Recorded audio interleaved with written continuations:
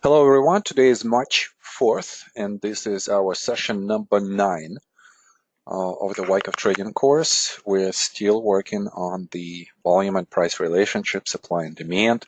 This is something that we're going to go through today, next session, and most likely session number 11.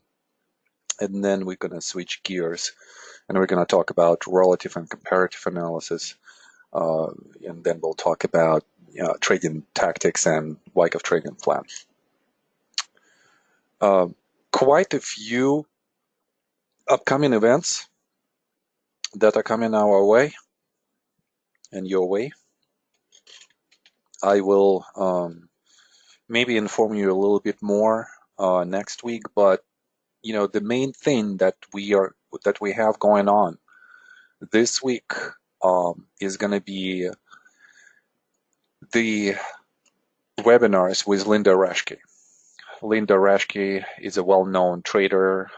She is so respected for her performance,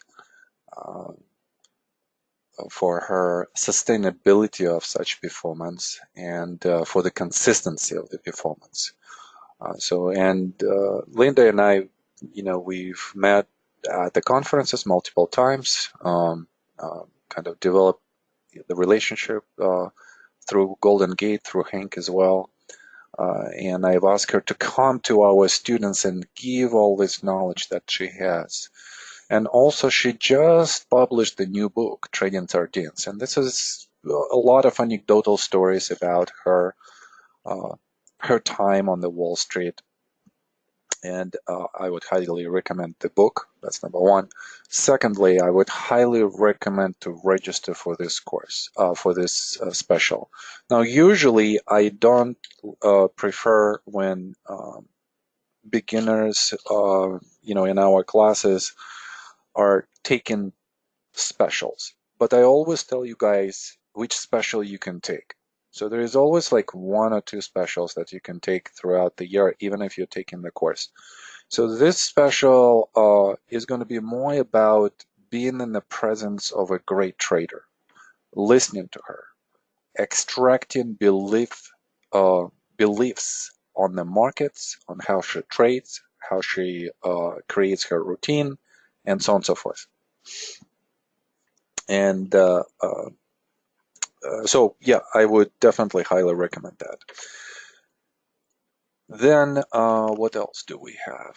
I think that's it for now. We'll talk about other specials next time. So today we're continuing our exercise. Just go there.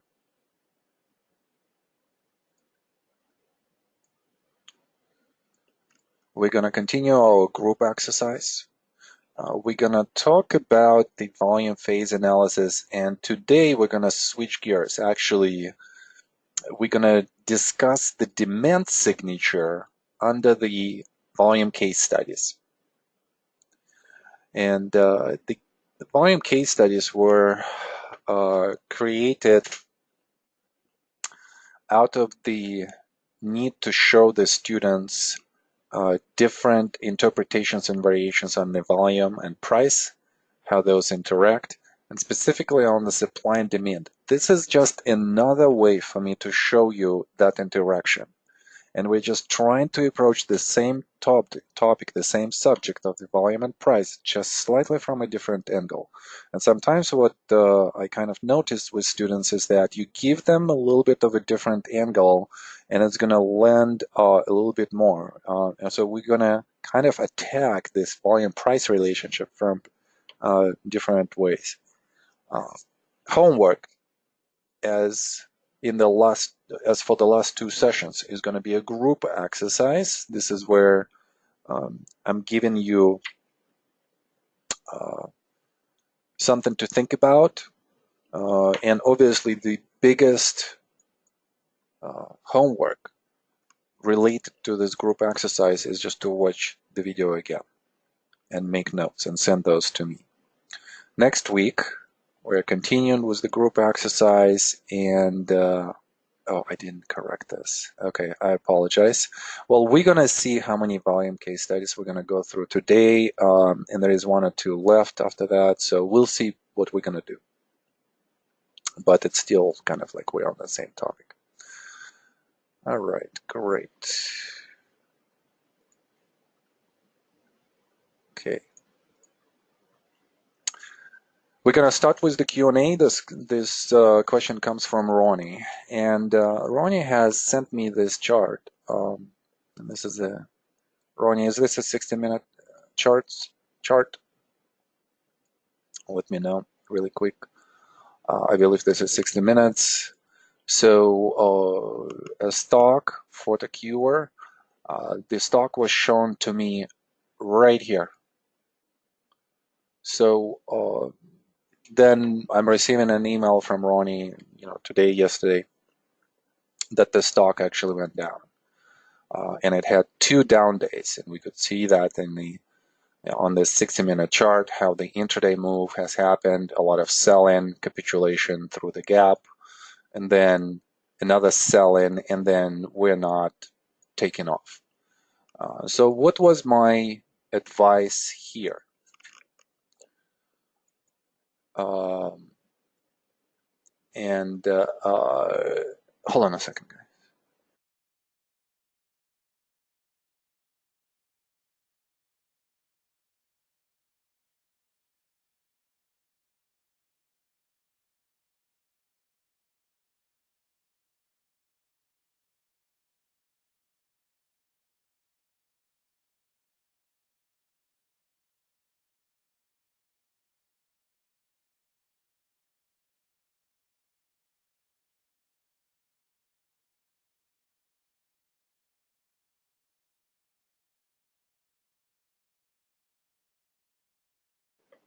Sorry, guys. Having a little bit of a hectic day today. Okay, so at least you had a chance to look at this. So the question was, first of all, what is the structure? And then the second question is, how do we trade this?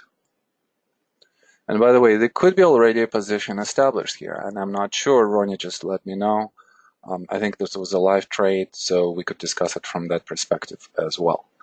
And another question, Ronnie, that I have for you is, was there an anticipation of some kind of event here? Was there like earnings report or anything? Yes, what? Earnings? Okay, so yeah, so that was obviously an essential information. So we're gonna kind of like look at all of this here. The previous movement is good. We see that there is, some kind of leadership even on an intraday basis. So we will have to look at the daily just to figure it out a little bit more. Climactic action, first reaction as a change of character. Everything that we study here in the class defines the range by the support and the resistance. Suggests that the price is going to move up into a secondary test. Substructure right here as a secondary test takes us down. After phase A, we go into phase B. In phase B, we have multiple tests. 1, 2, 3, 4, 5. So at this point, we might be thinking that our phase C could be here. So this is B. And that we could take a position here, even though this is a 60 minutes, so we would have to look at the daily and so on and so forth. Why am I saying this? Obviously, we see the drop, a big drop to the support, and that's kind of like the main question, how, what has happened, there was a favorable bullish analysis. And look at this whole structure in phase C around the, January 28th, end of January. There is nothing that tells us otherwise. And this is where you still will have to come in and to establish this position. Our position here is going to have 2 possible scenarios of how it's going to unfold. So let's say that we've opened a position right here. So scenario number 1, we are going into a major sign of strength. And then we're going into a backing up action. And then after this, the price either consolidates and then, or without the consolidation just goes up and overcomes the point of the resistance right here. So that would be the most preferable scenario. Scenario number 2, that's number 1. Scenario number 2, we are actually going into an upthrust situation, and then we are failing. So that's how we usually would be approaching any trade out of the consolidation. We should be always remembering that there are 2 scenarios. Scenario number 1, when our bias is going to be confirmed. Scenario number 2, where bias is not being confirmed. And usually when you look into a bullish scenario that we have had here for quite some time, and even this, when it looks bullish, why wouldn't we open this position? Indeed, we would. I mean, obviously, there should be a little bit more analysis on the daily basis, on the daily time frame, on the weekly time frame, combination of those, and so on and so forth. But we should. And then if it's going to work out, great, we're just going to trade that. And if it doesn't, we're just going to close the position. And we're going to close it by our risk parameters, right? So what are our points of entry? So our points of entry are going to be somewhere here. That's number 1. Somewhere here. So it was in a practicum actually last week, but we had such a great campaign study that we did on Apple. So here we are establishing first point of entry. Here's our second point of entry. Our stop loss is most likely going to be below this lows, so somewhere here, slightly lower. Here's our stop loss. And the way how we're establishing this position is we are scaling in. So let's assume that our assumption, rather portfolio or position risk assumption, is going to be that we're going to spend 1% per position. And obviously you could have 2%, 3%, 5%, whatever you guys want, whatever your risk aversion is. Let's say for me right now, it's 1%, right? So I'm kind of like thinking more in an institutional way. And obviously institutions are not necessarily going to be extremely interested in the intraday, but imagine this is daily. So 1%. So how would I scale into this position? And this is something that, we'll go through in the last portion of the course, but I'll give you a small preview. So I'm going to divide this position to 1/4, right? So 1/4 plus 1/4 plus 1/4 plus 1/4. Or you could say 25 basis points, right? Each time. So here we're opening 25 basis points. Here we're opening 25 basis points. And we are halfway into our position. So if scenario number 1 unfolds, we're going to add to this position either right here or right here, and then on the breakout. So let's just assume our point of entry number 3, point of entry number 4. And that's how we would get into the position. Now, why do I do that? And please think this through of what I'm going to say right now. As we're scaling into this position, we, with each entry, reconfirming our assumption on the bias and the timing, and also on the character as well as a part of the selection. And each time we have the progression in the direction of the bias, it acts as a confirmation that we are correct. And if we are wrong, most likely our loss with this type of strategy is not going to be even close to the regular loss of, let's say, 1% that I've identified here as an assumption for the portfolio, for the position risk. It usually is going to be lower. It's usually going to be either 75 basis points or 50 basis points or 25 basis points. So we will not expose ourselves too much until everything is confirmed, until the bias is confirmed, and bias is being confirmed by the establishment of a trend. And obviously, here the trend has been violated. And here, we have an event, and that's why I was asking Ronnie, is there something that has happened here? It's very important for us to understand how we behave before the event. So before the event, just because we might be so close and we might not be sure, we don't have to necessarily open the second position. But let's assume that we did. There is nothing wrong. I mean, maybe our expectation is that the reaction to earnings is actually going to be favorable. And instead of going down, we're actually going to have, a move to the upside. By the way, a little bit of a bad timing with the market in general, right? So the market is prone to the reaction. I think I mentioned this to you guys last week. Those of you who are attending Wyckoff market discussion sessions heard this from me last Wednesday. So we are expecting some kind of reaction. So think about if the market is going to give us some reaction. Could the market weakness influence the stock, especially at the event, at some kind of catalyst? What kind of reaction we could possibly have? So the question here is not even like what's going to happen. It's more as to what kind of risk we want to have going into that situation.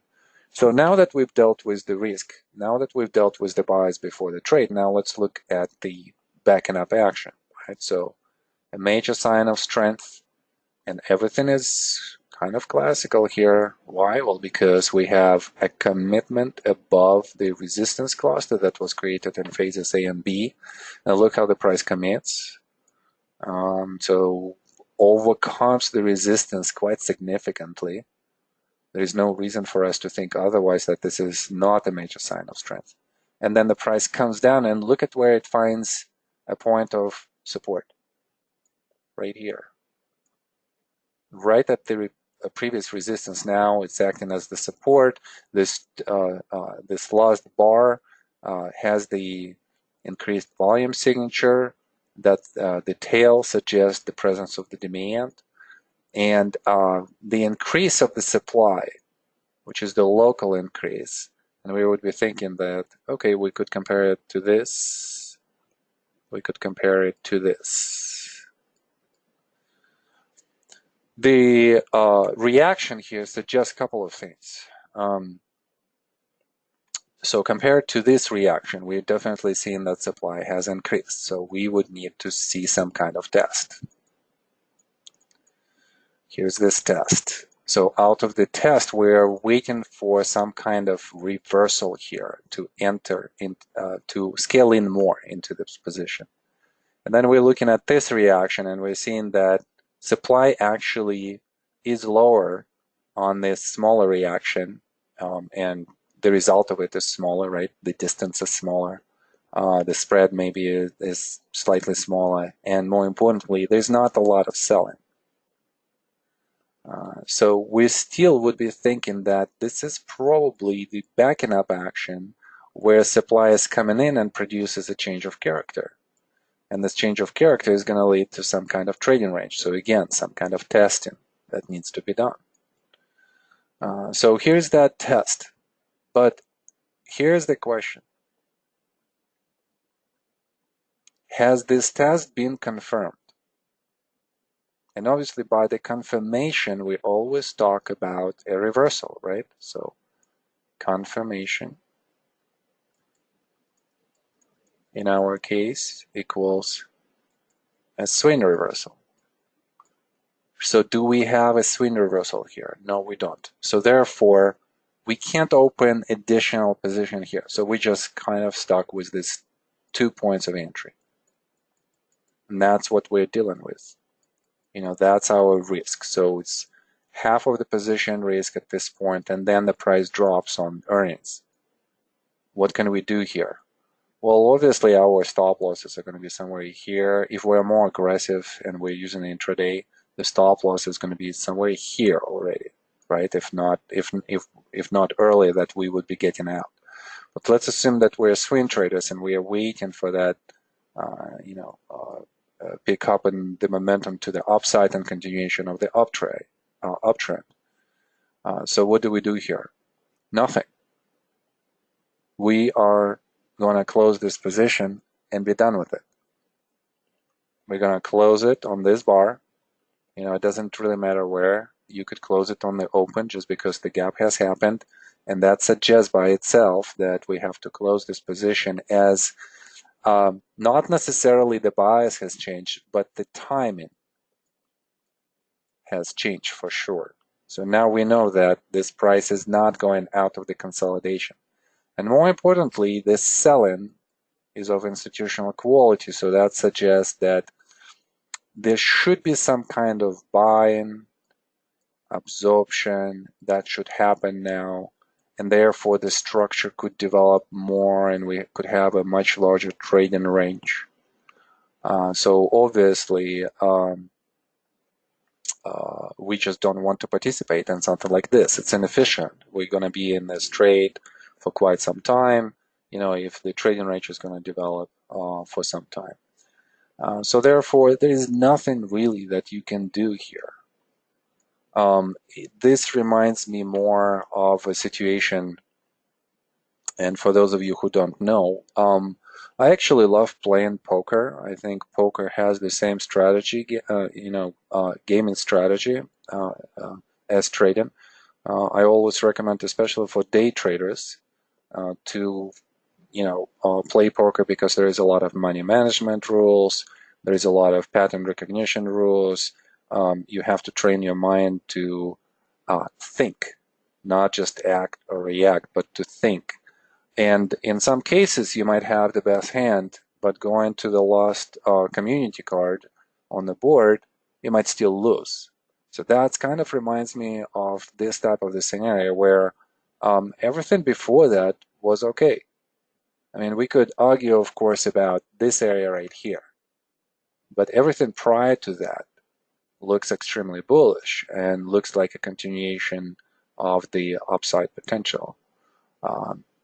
The only thing that we didn't take into this account is this upcoming event.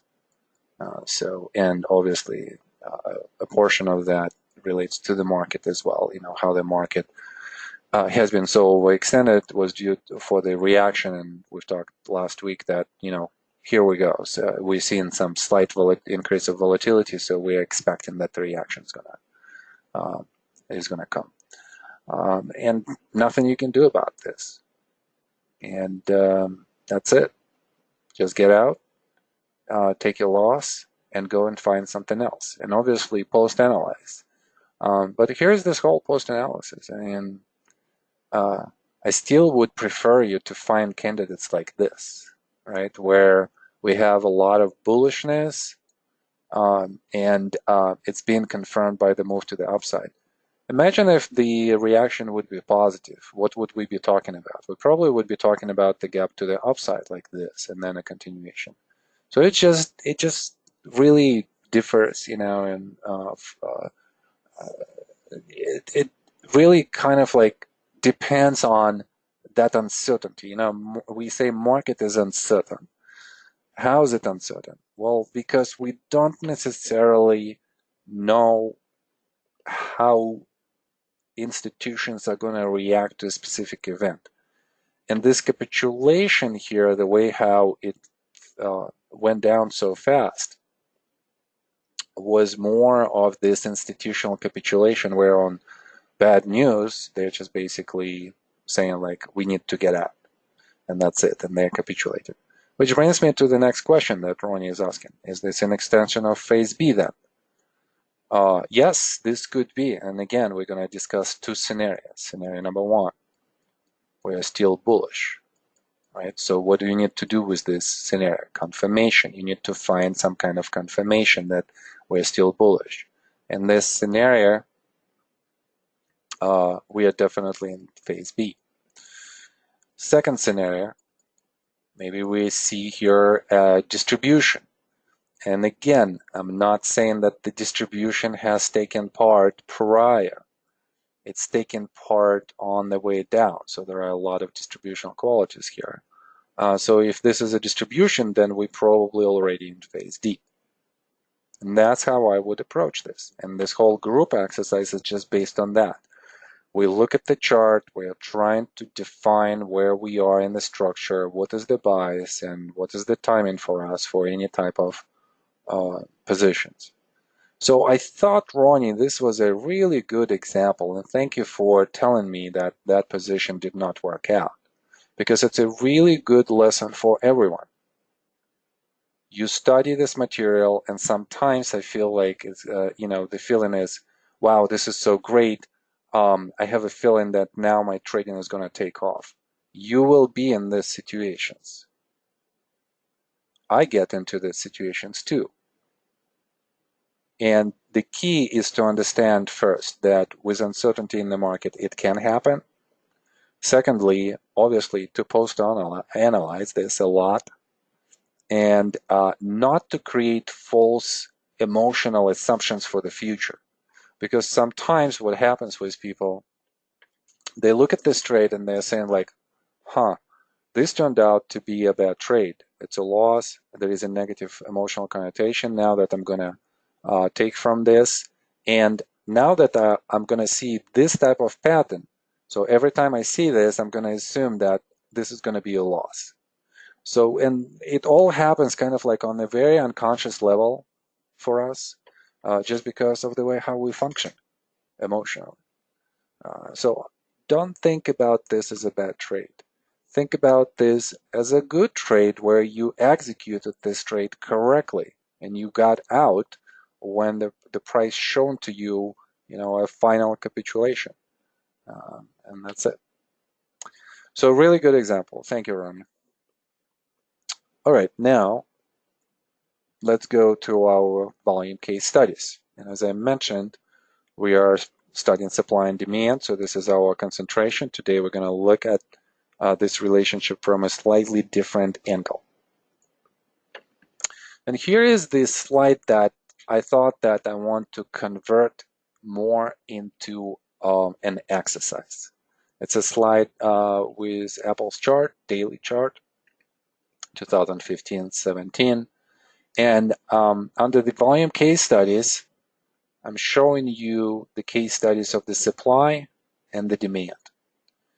And each of them have specific ways of telling the story about how effort has emerged and how the price reacted to this effort. The first case study is the absorption of supply on a horizontal basis. So we've talked about the absorption of supply through phases, so this is nothing new to you. Obviously, duration is going to be extremely important here, and I'm just going to kind of show you both here, right? So we're looking at the climactic action, automatic rally, secondary test, phase A, upthrust action in phase B, secondary test in B, and then phase C, and through phase C and then going into phase D.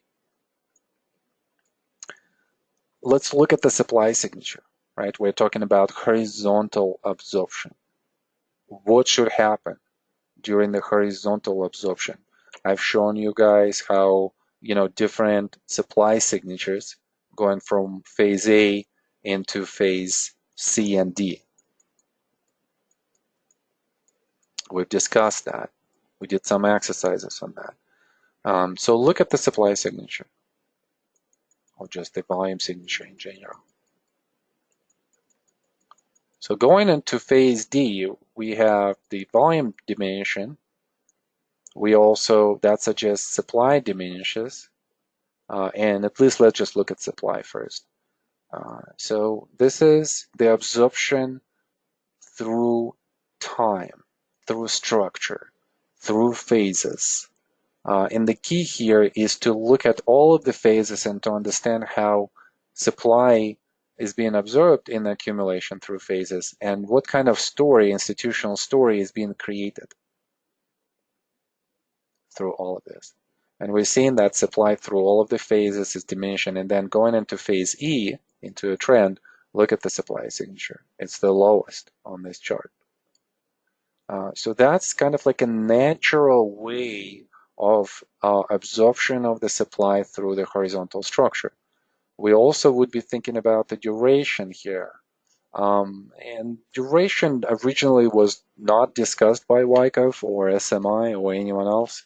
This is just something that came out of my conversations with more advanced students. One of the questions in the practicum was, could we identify a duration of the trading range, how long it's going to unfold? Let's say in phase A or phase B or early phase B. And yes, there is a way to think about this, not necessarily to determine exactly, but to think about this. And the way how we would be thinking about this is all of the emergent supply into, let's say, phase A, and this emergence of the supply suggests that it's going to take some time to absorb this supply. And just because of that, we're thinking that we're going to go into a trading range. And then once we're in the trading range, the timing becomes a little bit simpler, right? Now that we know how the price structural analysis works, we are waiting for phase C as our timing tool. We are calculating, the number of tests, number of panics on the way down in phases A and C, and that helps us to figure out where we are going to take off. So that's kind of like all what I wanted to say today about the horizontal absorption. And we've done this before, so we went through this material on phase analysis and specifically supply. So if you guys don't remember this, definitely revisit that, from the previous session. Now, the next couple of items are going to be something familiar but definitely new, the way of how we're approaching this. So there is another way to absorb the supply, and this is called a vertical absorption. I always highly recommend David Wise's book, which is called Trades About to Happen. There, David talks a lot about different elements of absorption. At this point in your development as a Wyckofian, this would be an appropriate book. So go to Amazon, order that, and then, if not during the course, but then once you're done with the course, please read it. I think it would be a great read over summer. And obviously, I want you to read the same way how you learn from this course. Take notes, write it down, think through. Don't be lazy. Don't be just a reader. But even if you don't have time and you can just only read, then it's better than not reading. So do that as well. So in the vertical absorption, we're always going to see different scenarios as to how supply is being absorbed. We're going to talk about how supply is being absorbed on the way down, on the way up, a feather situation or a feather scenario, and then absorption through the test of the momentum bar. So all those 4 scenarios are on this chart. And then on the demand side, we're going to see a stop in demand, we're going to see urgent demand, and we're going to see diminishing demand. So stop in demand is always going to be increasing. Urgent demand is going to be always increasing a lot, more than stop in demand sometimes. And then diminishing demand is obviously everything is going down. So I want to use this as an exercise today. And your goal for the next minute or so, I'm going to give you a little bit of a time to think about it. I want you to find all of these scenarios for me. So vertical absorption and demand characteristics. So let's go one by one. Let's start with the vertical absorption on the way down. where can you define this element on this chart? And obviously, let's think about first what it means. So there is an absorption on the way down. So this means that we're going to see supply increase, and we're also going to see a demand increase, which would bring us to the overall volume increase in the signature, or in the volume signature. So please find me this element where you think this is and give me a timestamp.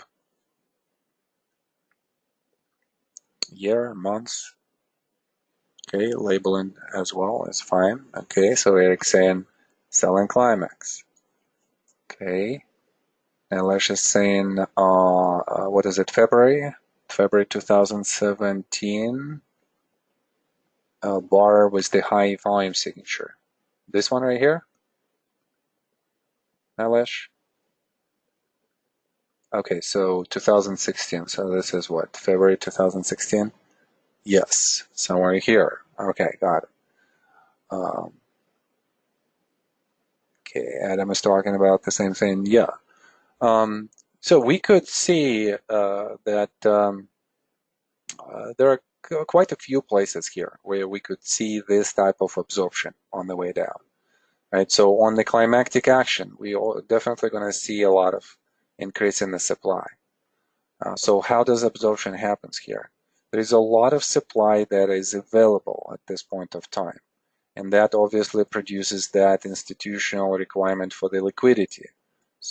And also there is some value at this point. So what institutions are doing with this increase of the liquidity is that they're coming in and they're absorbing this supply, and therefore demand signature will increase. And because both supply and demand increases at the same time, that's going to propel the volume signature in general. And we see that this is the highest volume signature here, because this is a first point of fear and it acts as a general capitulation. Therefore, we are expecting that the volume signature is going to be the highest. So it's the highest volume signature because of general capitulation and because of the interest from a lot of interest from institutions on value and liquidity at this point of time. Supply increases, demand increases, and institutional demand starts to absorb, but it's the supply, but it still happens on the way down. As the price goes down, demand comes in, it cannot stop the price from going down right away, and therefore absorption is happening as the price still goes down. Look into the second example in phase B. We see the same phenomenon. We see the supply increasing, we see the demand increasing, therefore volume signature in general is going to increase relative to what we've seen before, somewhere in this area. So this is a local increase of the supply signature. And the same process happens here. In phase B, as the price comes to the support level, institutions are feeling that this is a good value proposition to them, especially with the bias that they consider bullish bias. So they're trying to acquire more at the same price level as they did on the selling climax itself. And please note that selling climax was kind of like a quick event, right? Like a V-bottom type of event. So not a lot of institutions were able to get into this position right away. So they are seeking other opportunities at the same value zone to scale in more. And the scaling in technique that I've shown you with the chart that we've discussed from Ronnie, they're going to use it in the same way and create the position by buying in the value zone multiple times. And this could be the second point of entry for them here in phase B. So as the price goes down and supply increases and weak hands are getting rid of this position, whatever they have left, institutions are coming in and they're presenting the demand. And this demand absorbs whatever the shares still available. There are fewer shares available, and this is great. This is our phase analysis here, right? From phase A low to phase B low. And that suggests the confirmation that the bias, the bullish bias, is being confirmed at least temporarily here. There is also absorption on the way down right here. I'm not sure if anybody has mentioned this, but here's another one. The price goes down, supply is increasing, demand is increasing, and demand absorbs the supply and stops the price from moving further down. So therefore, we know that only institutions could do that. And therefore, it again confirms the bullish bias. There are some other smaller spots and pockets where we could use the same thinking. So for instance, this spot right here, we're seeing how supply signature has increased and then the price has stopped from moving down. So what does it mean? It means on this last two bars, even though supply has increased, but demand has increased as well, and therefore from here the volume signature has increased. So that's a sign of absorption, especially making a higher low after this spring and so on and so forth. So this is also the same example. What about here on the backing up action? Same thing. Supply is increasing, but demand is increasing on those bars as well. Again, volume is highly misleading tool, visual tool, right? So even though we see it in volume bars in red, and in this case gray, dark gray, it doesn't tell us everything about what's going on. So therefore, we are, could be confused, and a lot of people are, on the increasing volume signature, and on the way down, we could be confused how to interpret this, and we would be thinking that this is probably interpretation, for the bearish bias. Okay, let's go to the next one. How about vertical absorption on the way up? Where do you see examples of that? So write it down, give me a timestamp.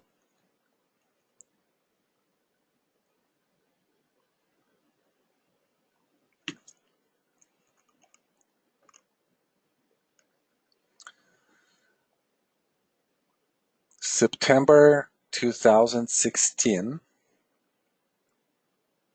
Okay, great. Yes, definitely that. February 2017.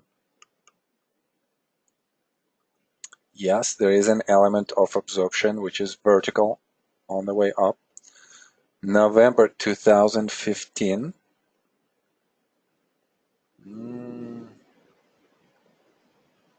Not sure about that.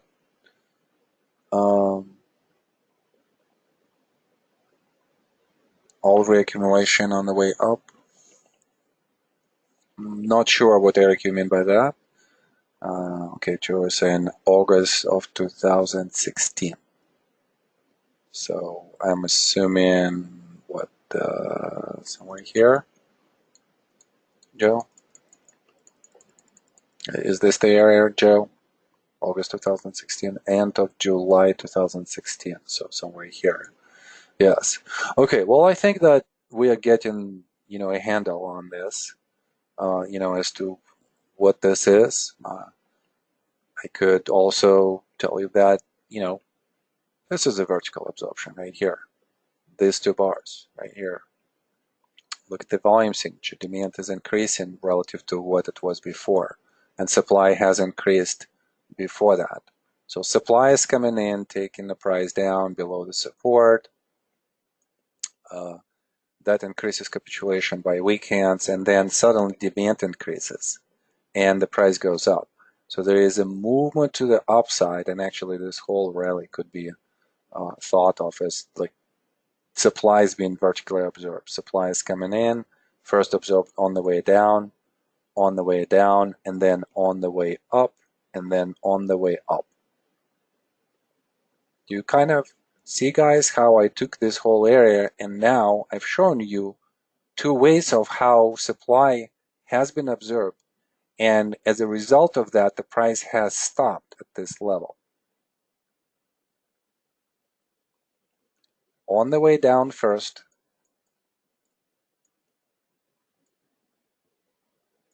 and then on the way up.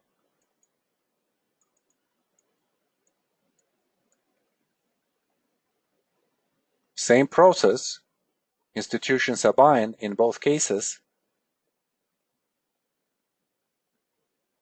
same bias, still bullish, but short-term different results. In the first case, on the way down, we're still going down. There is still not enough absorption that has happened in this moment, and therefore the price still goes down. On the way up, the picture is different. There was an increase of supply first, but demand is so urgent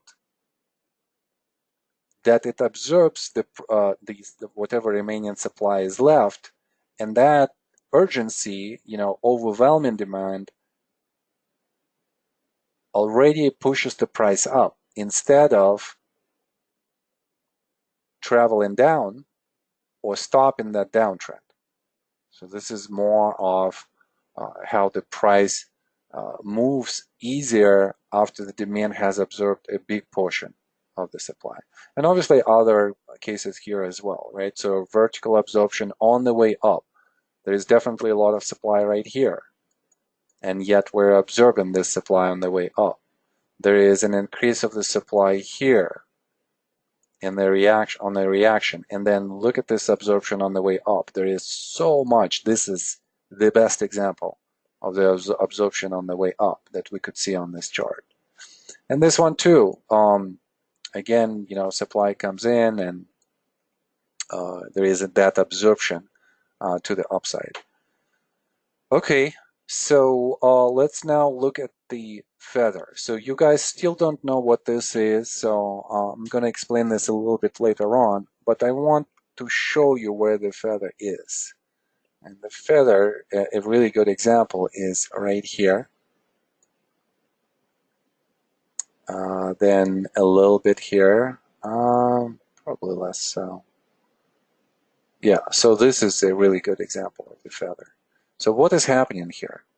Well, first of all, the precondition of the feather, and we'll study this, I have a slide on this for today. We're going to have an increase in the supply signature. So supply emerges and produces some kind of reaction.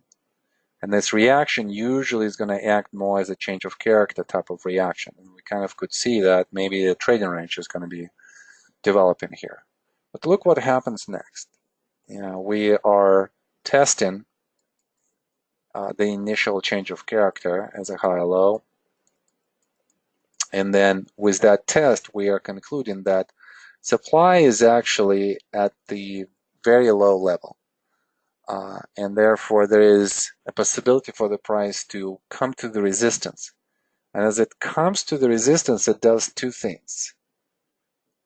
The overall supply and demand signature are diminishing while we are making slightly higher highs and higher lows in the context of the structure where we are residing close to the resistance or at the resistance level.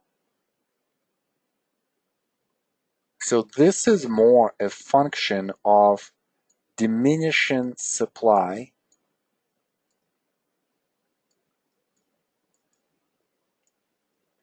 rather than diminishing demand.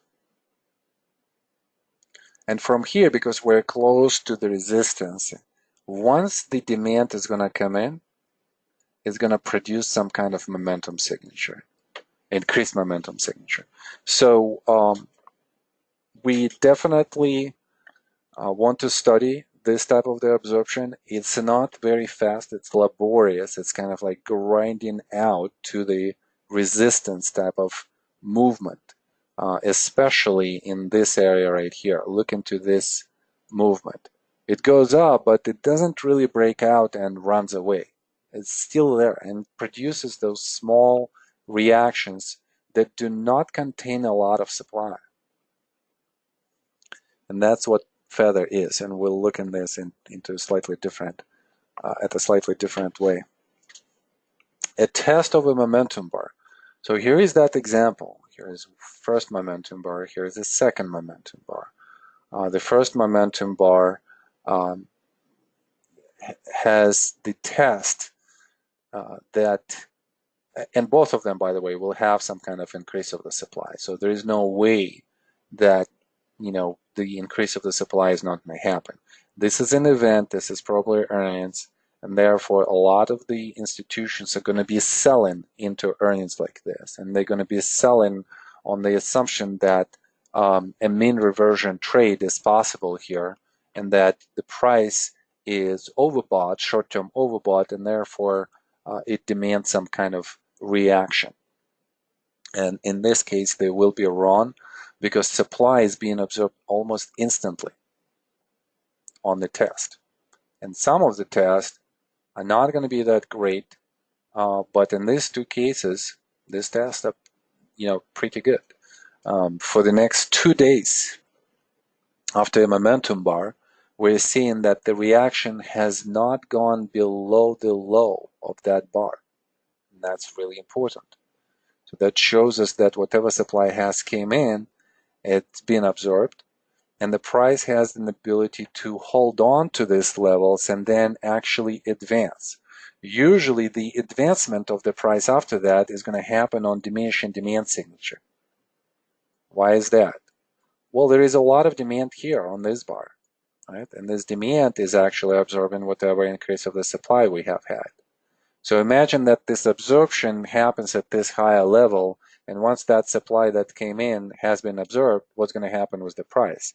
There is no pressure anymore from the supply. So the price is just going to go up and up and up and up. So this is a very easy trade, by the way. Well, one of the things here is just to wait for this type of event and see how it's going to play out. So it plays out favorably here. Wait for the test, and then once you see that the test is successful, come into the position maybe somewhere on like a breakout of this local highs. And here's your small trade here on the breakout of this highs. And here's your small trade right here. So that's a possibility as well. And, obviously a very visual pattern attracts a lot of attention. So you cannot miss it if you're following a specific stock. All right, now let's talk about the demand. So let's talk about the stop in demand. Think about the definition, stop in demand. So what are we stopping? We're probably stopping a downtrend. So where on this chart could we find an evidence of demand coming in when the price is going down and stopping the price from going further down? Automatic rally.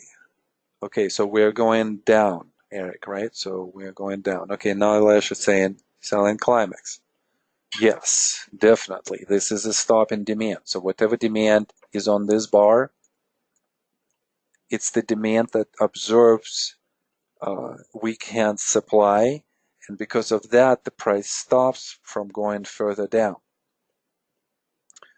What else? Another selling climax. Late April of 2016. Late April of 2016. Yes. So when we were discussing a vertical absorption on the way down, that's basically the stop in demand. We're kind of looking at the same type of action.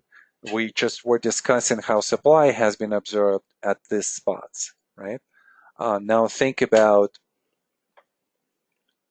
and here and here, and look at where they come. This is actually so great because it shows you guys where institutional demand comes in and becomes more of a stopping action. And look how nicely we are seeing how institutions are functioning and how their trend is starting to emerge. So they're buying first in the value zone in the lower part of the trading range. And as they buy, think about the supply, right? So in other ways, I want you to imagine, maybe let me give you the analogy. And today we're going to use a lot of analogies.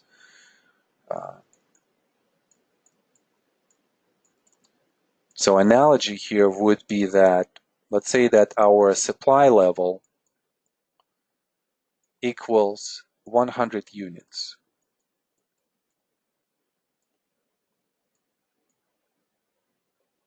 So we come to the selling climax and we are consuming an immense amount of supply units, right? So let's say that we've consumed here as institutions 50 units at this spot. Then in phase B, at the secondary test, we are consuming another maybe 20 units. Please note that the volume here went down, right? So from 50 to 20, we are decreasing the volume signature, and therefore we are decreasing also supply that is available, because now we are left only with what before phase B? We are only left with 50 units of supply. So supply is still present,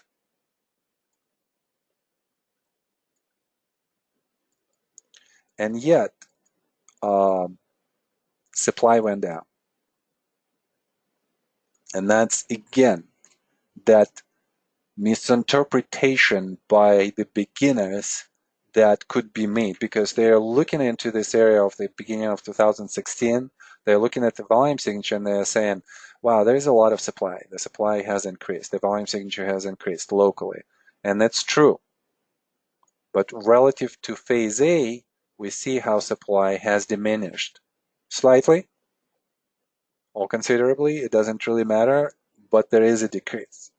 So then the next time we have in phase C 2 times where CO is buying on the spring and then a test. Let's imagine that it buys another maybe how much? Another 15 plus 5, another 20 units of supply. So now what are we left with? We are left with, so 20, 20, 50 with 10 units of supply. That's very interesting. Think about this. Only 10 units of supply is in the weak hands and 90 units of supply in strong hands. If that's the case, who's going to be selling to push the price down? Well, obviously, only weak hands are going to sell at this point.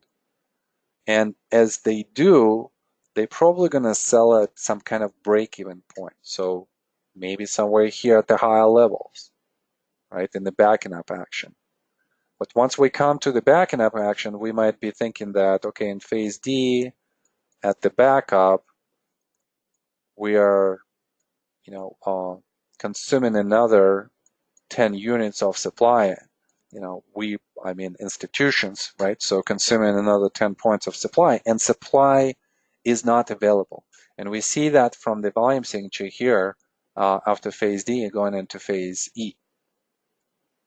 Supply is in strong hands at this point.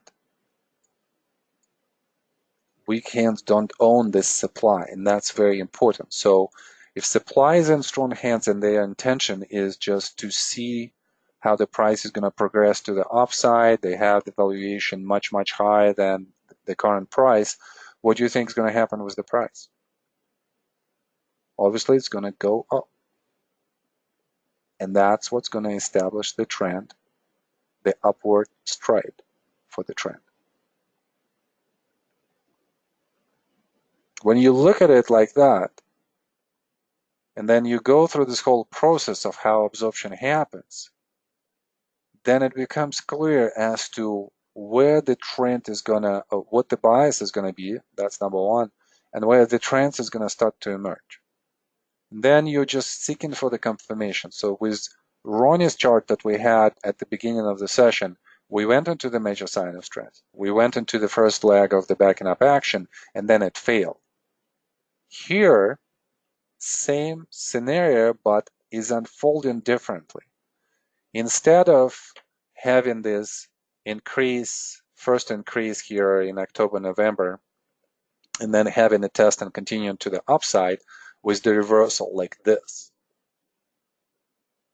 In Ronnie's case, it just tanked on the event, and that's what just happened. Nothing we can do about that.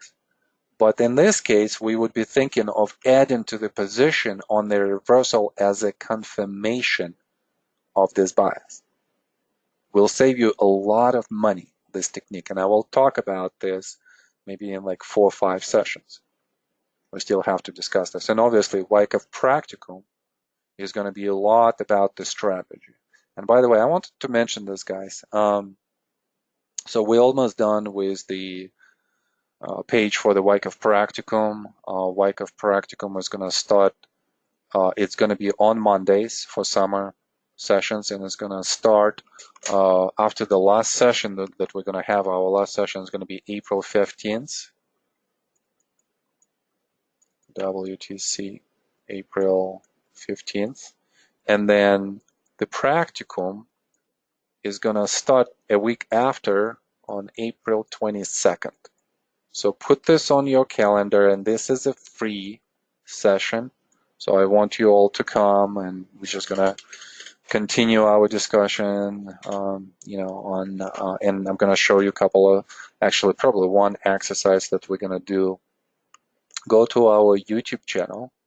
We've just posted the video from the practicum, from this cycle, from the current cycle. I kind of wanted to do this so that I could refer people to that particular video. And I'll give you the link next time, but you could explore this.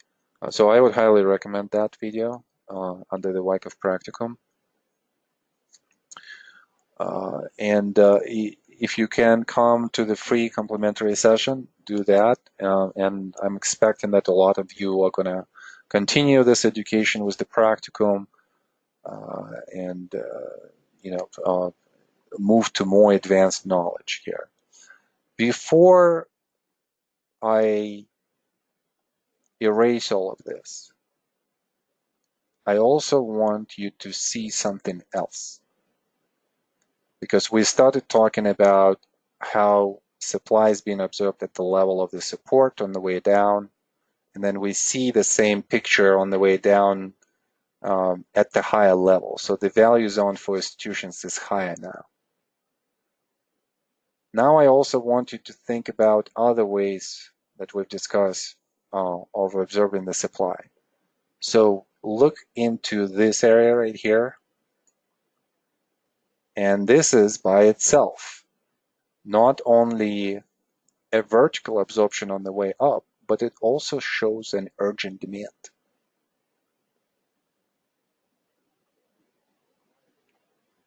Here's another urgent demand that's coming in. Here is another urgent demand that's coming in. And then we see in diminishing demand in the feather signature right here. And you would say that, well, diminishing demand doesn't really, what does it have to do with anything? Well, diminishing demand with the price moving up like this suggests that supply is exhausted. So now let's look at this whole picture and kind of imagine of what happens throughout this whole picture. And I'm thinking I should do the case study here. We are seeing the first initial absorption on the way down on the selling climax itself. But it's so quick that not all of the institutions got in at the appropriate price that they want. But still, supply goes up a lot, demand goes up a lot too. In the second case, supply still increases, but increases less, and demand is increasing maybe the same way. Next time, supply is still increasing locally, but yet demand is increasing as well, maybe not as much as in the first two cases, but that's sufficient to stop the price from going further down. Then we see how the price starts to go up on some kind of emergence of the demand. Here is demand is increasing more and more. Next leg up. Demand is increasing a lot. Next leg up. Demand is not increasing a lot, but supply is exhausted. And then the next move up, this is where demand is increasing a lot again. So what does it all mean? I mean, all this, demand supply signatures that I put in right here. And why is it important at those places? Well, you kind of could see how first step for institutional absorption is always going through the process of accumulation in the trading range. And institutions predominantly are going to first accumulate the stock on value and liquidity in the trading range in the area of the support. We have to distinguish this as a slightly different process than the one that happens afterwards, when the price is moving up under the conditions of exhausted supply, increasing demand signature. And we're seeing how demand has been high throughout the first three phases, but still maybe not as in control as in phase D and phase E. And through how demand is emerging here, you could see the characteristics of phase D and phase E. Why I always refer to supply as the most important volume studies for us? Well, because supply is going to be the initial point of concern in the trading range. Is it still there? Is it at the higher level? Is it being under absorption through phase analysis, through phases? How is this absorption happens? Is this happening fast? Is this happening slow? And so on and so forth.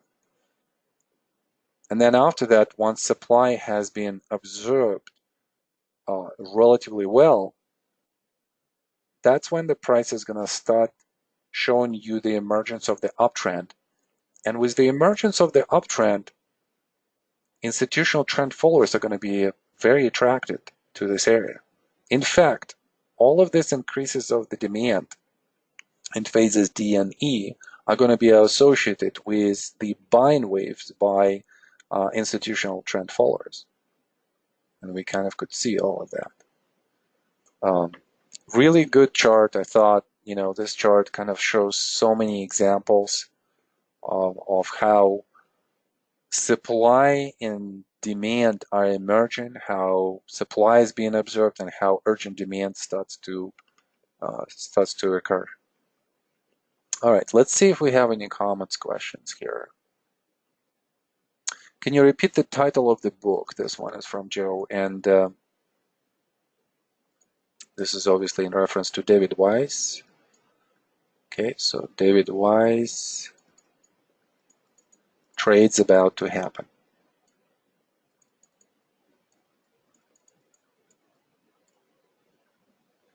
Okay, great. How to read the big volume spike in February, phase E, especially if we're already in position since phase C and D, from Nilesh. Yeah, this is a really good question, because usually that's what produces some kind of doubt, hesitation, and I've seen Students come to me and they like, this has a lot of supply behind it, I'm out. Yeah, you can definitely do this, but you have to think about where you are in the context of this whole structure. Hold on a second, guys.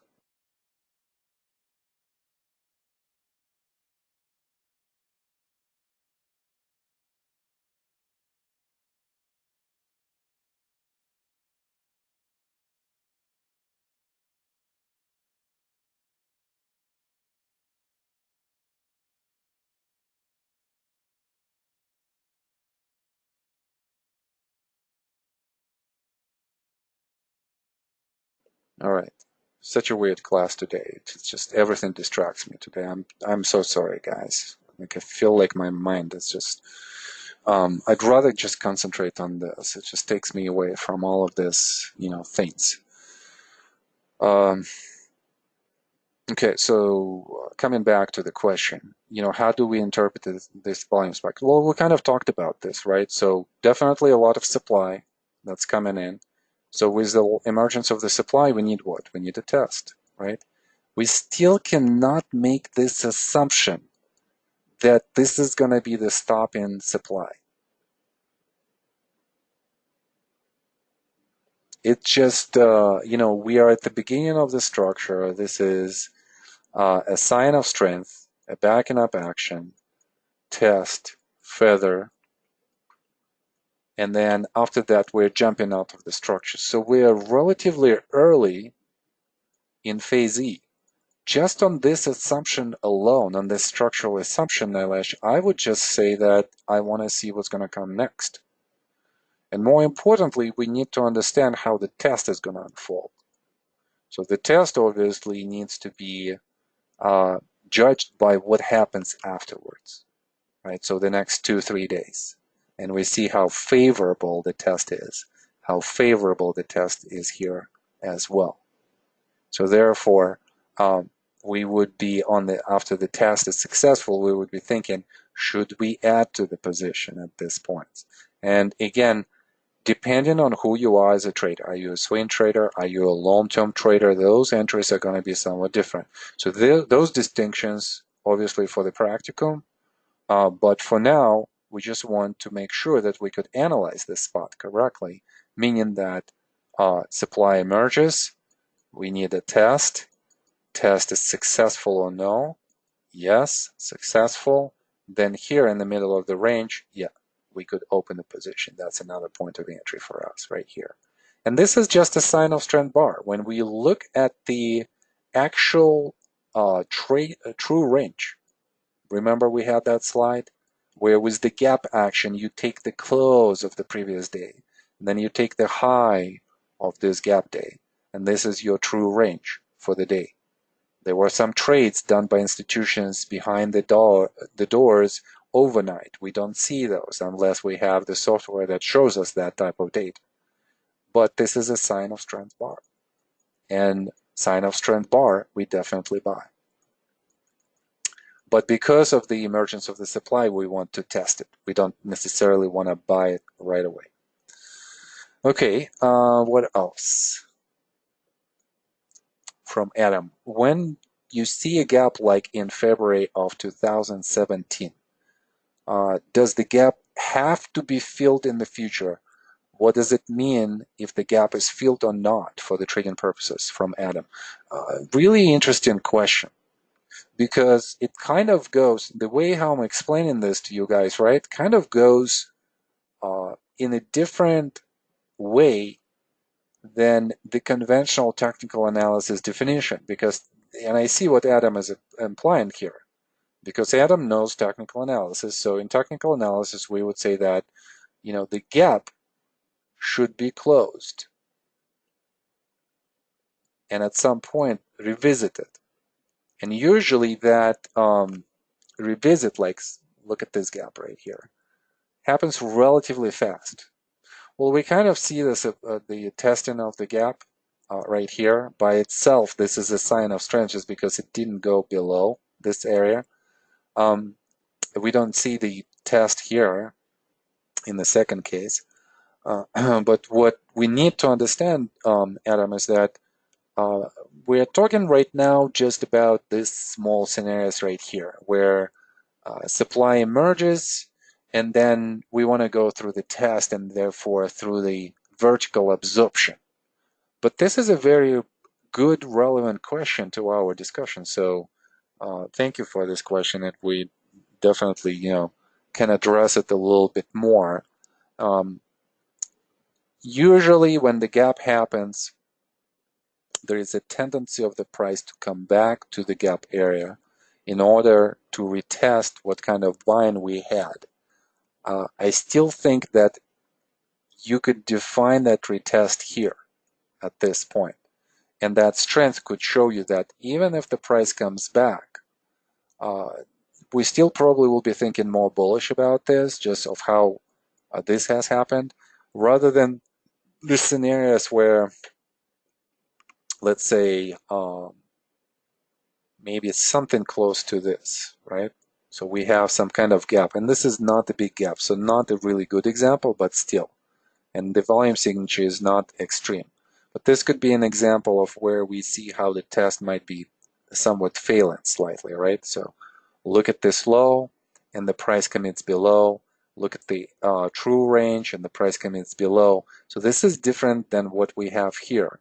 So I would be less inclined to enter the position here than here. Let me kind of see what else we have. Yeah, it really has to be a gap like this. I mean, like everything has to be compared apples to apples, right? So I see only really two places here on this chart where gap happened in a meaningful way in the direction of the uptrend, and it has an extreme volume signature. And then we're looking at the test, and they're somewhat similar. So the gap itself is not an issue. Rather, the future test of the gap is the real issue. I would say so, Adam. Yeah, at least this would be an issue that we would be extremely concerned about, or we would be extremely aware that the test is going to happen, and we want to see what kind of test it's going to be.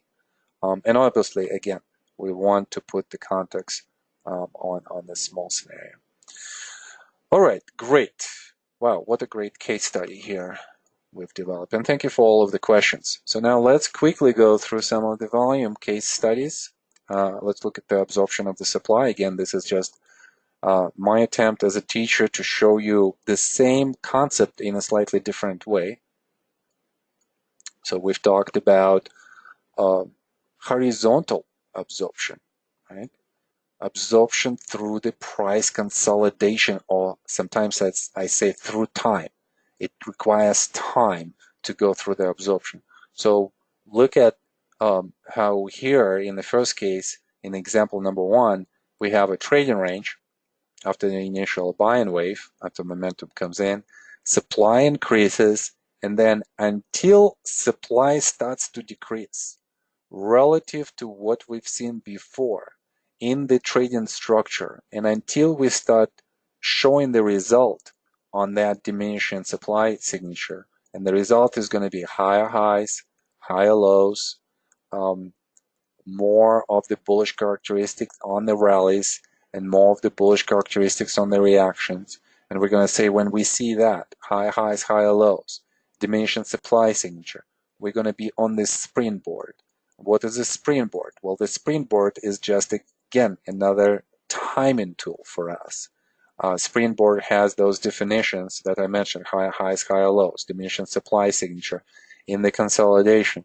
And it just tells us that this is the area where it shows to us that supply is exhausted to the point that the move can start right now. And therefore, that's a timing tool for us.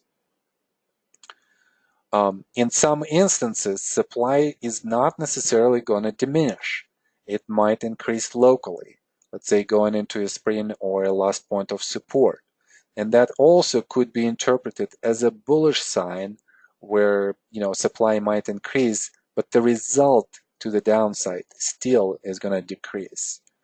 And that's still going to be interpreted as bullish for us. Okay, vertical absorption. And I thought that these are very interesting two examples of the vertical absorption, but they have the same characteristics where supply emerges on the reaction, and at the same time demand is also trying to stop that supply from moving the price further down. So we have increase of the supply, we have demand that's coming in and starts to absorb the supply. But then in some instances, that demand is not going to be that great. And what comes next is going to be more important, because the price has been taken down, and on the short-term basis, there is some kind of value. And this value is related more, and Adam, I think you'll appreciate this. This value is related to more of the institutional long-term trend than anything else. Within an established trend,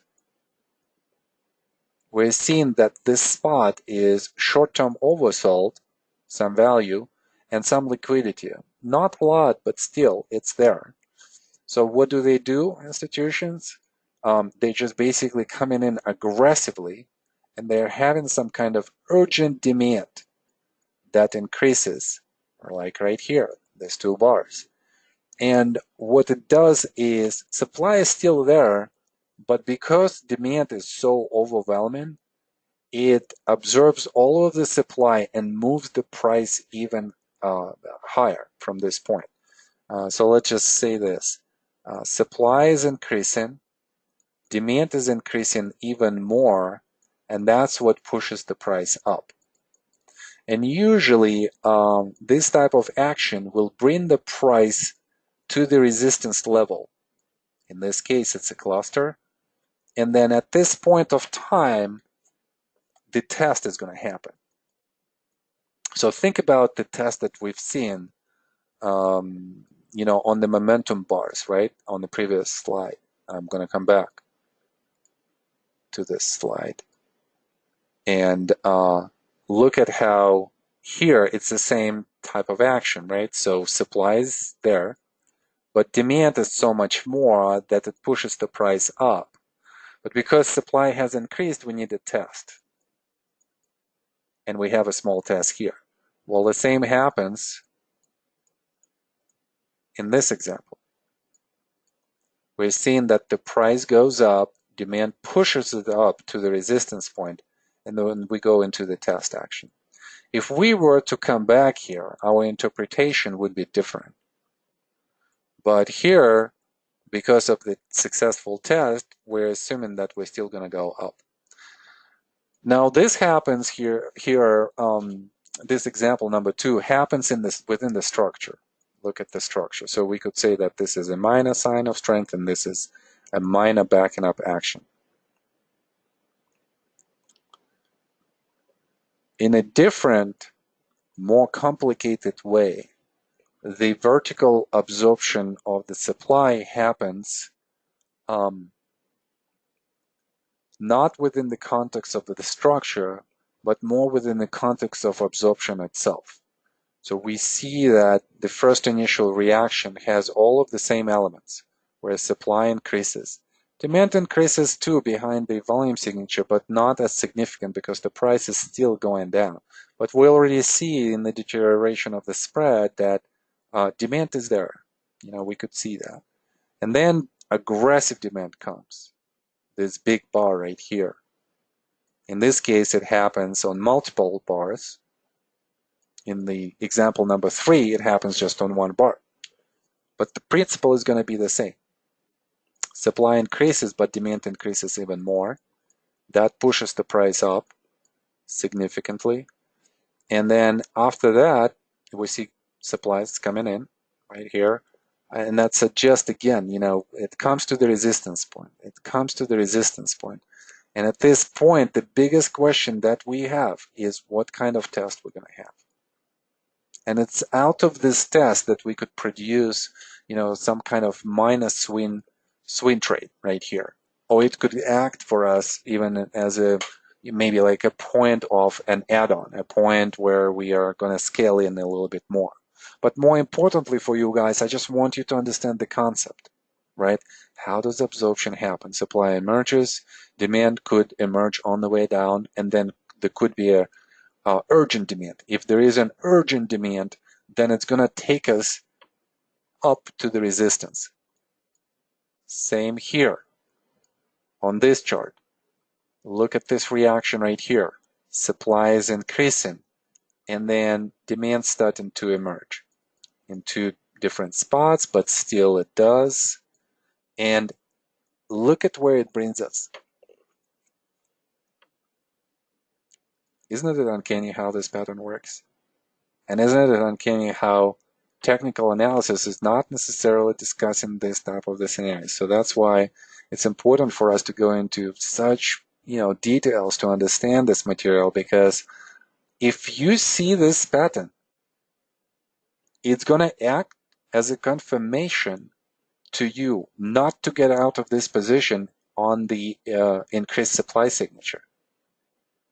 And it's going to confirm to you that, oh, we might be having a vertical absorption right here, so I don't have to wait for the trading range to develop. And that's a big item on this list. We're going to wait for the test. Test is confirmed with the reversal, and that acts as a confirmation, and you can produce another trade or another entry point. Well, you know that the price is going to come to the resistance point, and then it's going to test. And if test is successful, you know that there's going to be a continuation. Why not open another position right here? But you have to know those things. You have to be able to see them in real time. So visual recognition skill that we develop in the practicum becomes extremely important. I'll go even further than this. Let's look at the current market.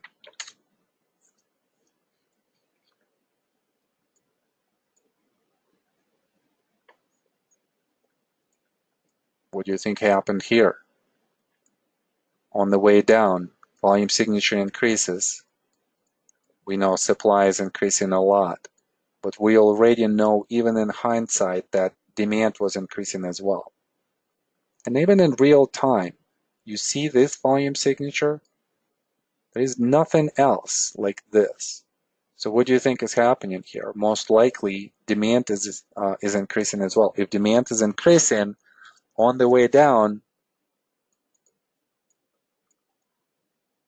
this usually would suggest some kind of stopping action at some point. And that's how, this call has been made, that we're going to stop. Obviously, oversold condition as well. But, the trade that I had here, I shorted Russell on this bar right here. And my exit was a little bit premature. My exit was somewhere here. It was not necessarily waiting for the continuation. But still, as a hedge strategy to some of the long positions that I have had, this was a good trade. So on the way down, we're anticipating that emergence of the demand is going to produce a stopping action, which it did. And then after that, we are going to have some demand, which is right here. And you might say that, well, it's not a lot, it's not increasing. But don't forget, there is also, in this course, I'm talking about the consistency of the volume signature. What does it mean? It means that during this whole time, for 2 months, institutions are consistently buying. They don't have to increase the demand signature a lot, but they have to buy consistently. And when they are buying consistently, this is what's going to produce this type of move. But the key here is different. We've talked about how out of this pattern, where we see a lot of supply coming in and then demand overwhelms this supply and absorbs it on the way up with the vertical absorption, And all of the V bottoms are going to have this type of vertical absorption pattern. It's going to bring us to the area of the resistance. Here we are. We don't have to go to the high resistance. We could have.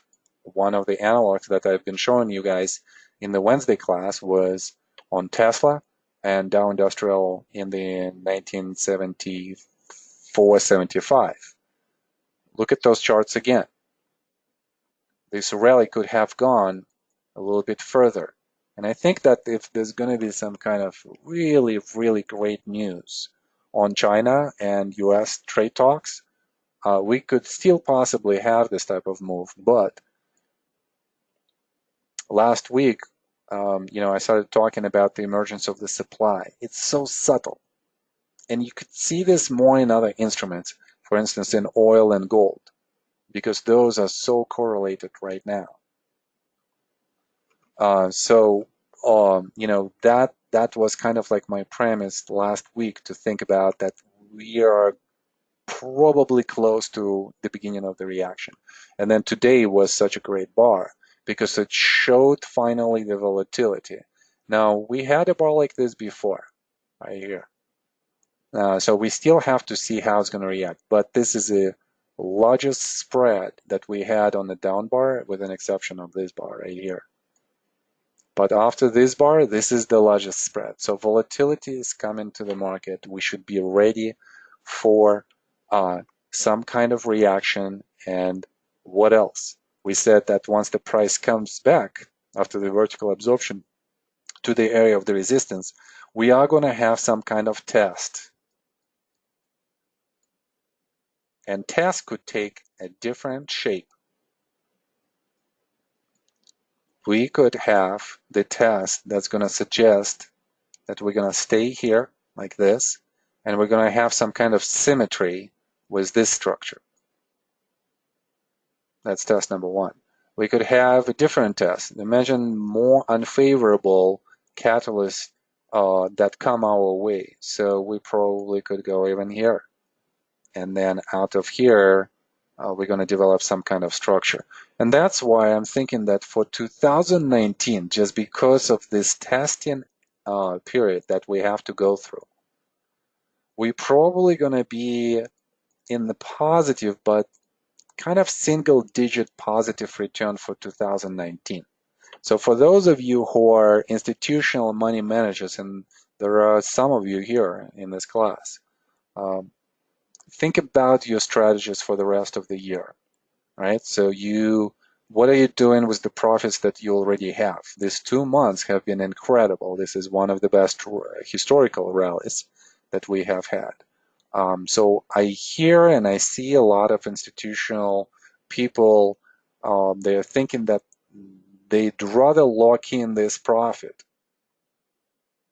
that so quickly came in these 2 months of the first year, and then after that, just kind of like be more selective with the opportunities. And I think this is an appropriate strategy. Another appropriate strategy here until the at least fall would be scale out or hedge for your positions, or against your positions rather. And thinking about the testing that should come this way. We also, as another possibility I mentioned, if there's going to be some favorable news and we're going to continue, let's say that we're going to have some kind of reaction, and then we're still going to continue, to the upside. There is another opportunity that we might consolidate at the higher level. So something, that I've shown you on the slide, and then go up from here.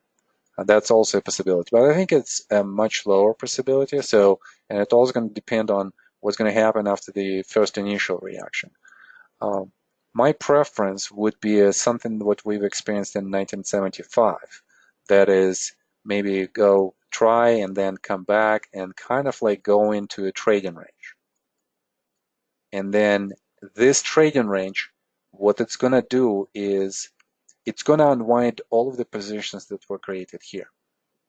So think about, let's say, ITFs, institutional trend followers. They're going to give up here on this trend. This is going to be their first capitulation.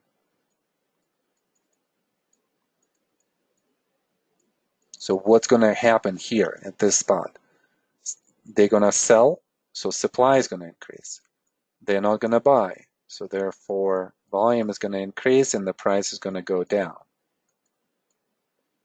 And this movement of the price is going to be a reminder of what has happened on the way down in October, November, December.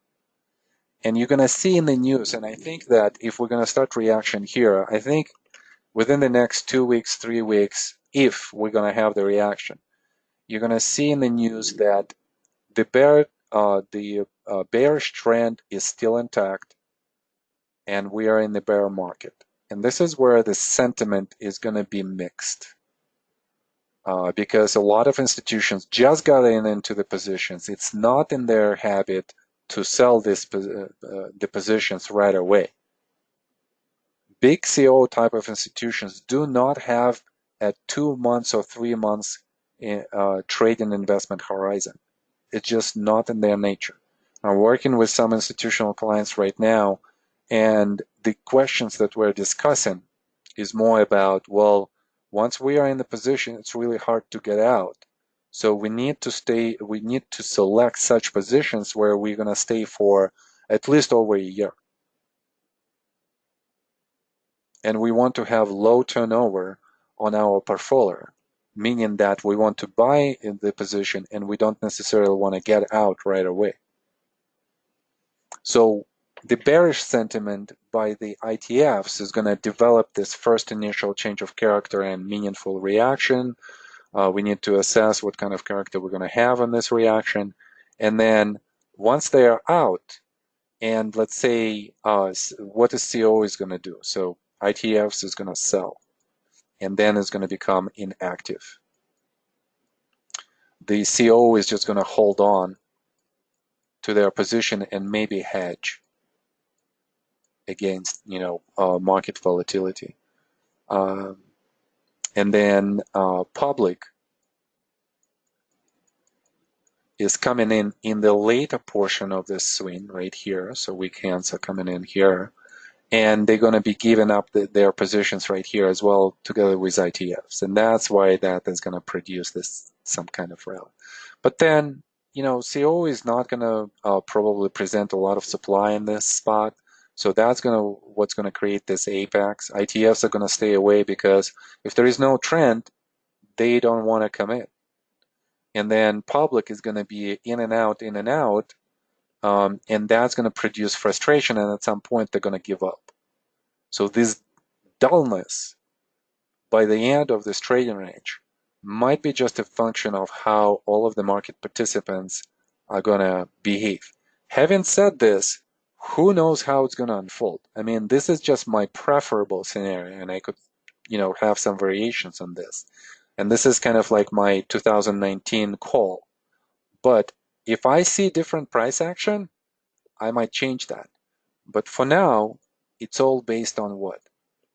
It's all based on our material here as to how supply is being absorbed and what kind of price structure that absorption could form.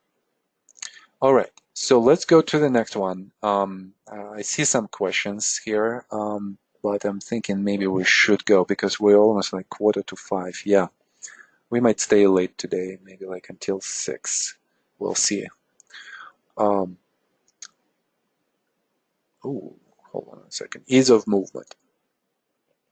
This is a good one because as I started working with institutional clients, and my first institutional client that I had was in 2009. And this was, and a lot of you are becoming friends, guys. If you stick around and if you kind of communicate with me and I see your contributions and we talk, a lot of my students, became good friends, and friends, kind of professional friends, obviously not like personal friends, but professional friends. And I was working with this person in 2009, and we're looking here at Home Depot, but basically the pattern was the same, right? So we had such a big move to the downside in the markets, and then the volume signature was like this. There was a lot of volume into the climactic action, into phase B, into phase C. And then the volume signature was diminishing throughout the whole structure. And then once the price started moving up, the overall volume signature, including demand, was decreasing volume signature. And then we could see maybe in 2010, 2011, 2012, some kind of increased volatility, which was the increase of the short-term volatility.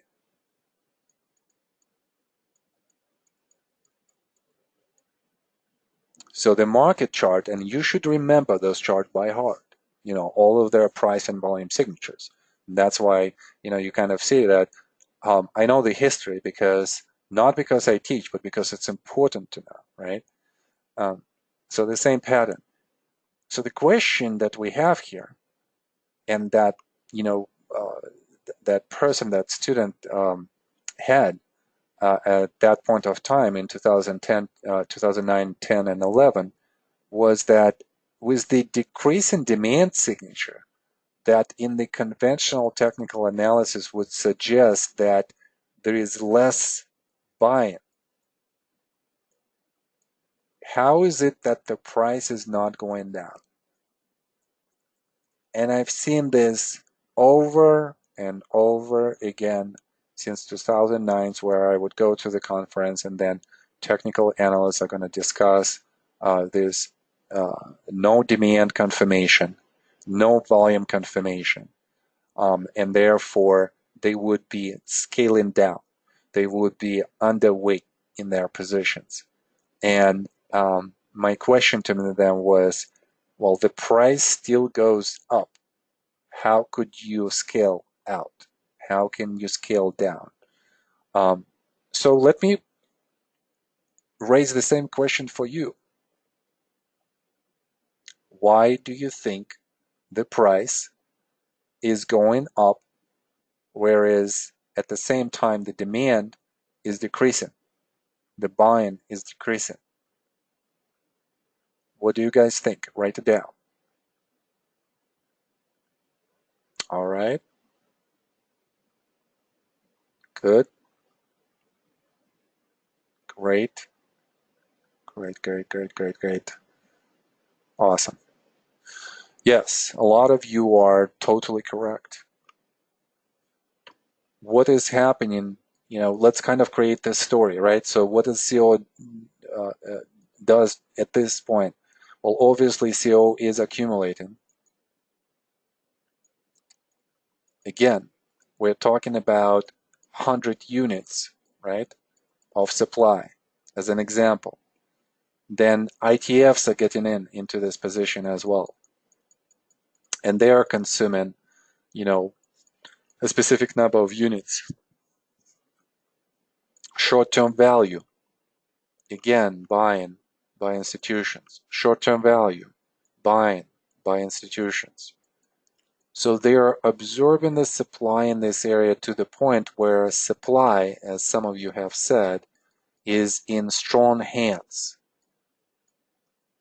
Well, one thing that we forget to add to this is Wyckoffins. And supply is not being put on the market.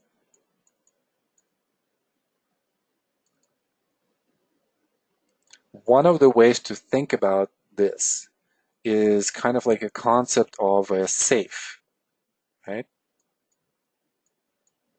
So, safe box.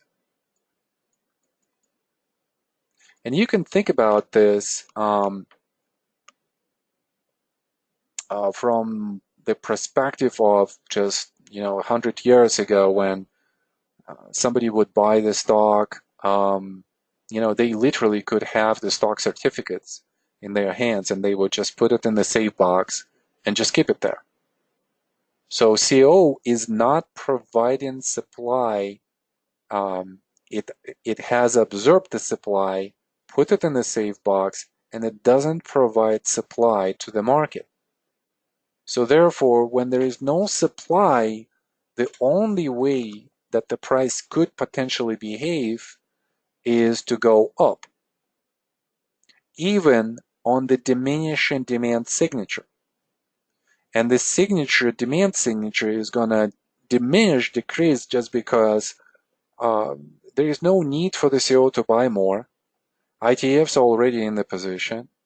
All of the strong hands are operating within the context of the uptrend. And the only in and out and emergence of the supply is going to be some profit taken and some weak hands being, at the wrong time selling. That's the only supply that is available on the way up.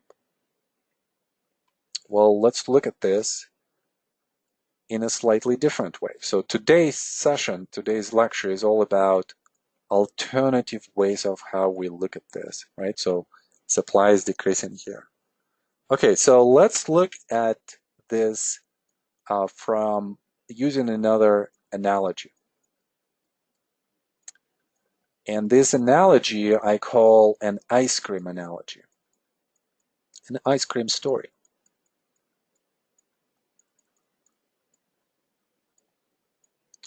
So imagine that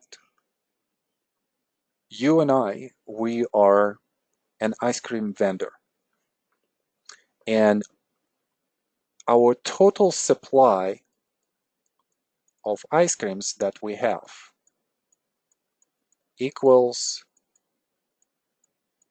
10 ice cream cones. 10 ice creams.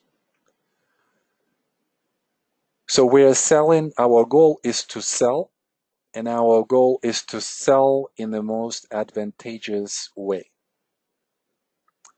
Imagine that we have different, acts, right? So act number 1,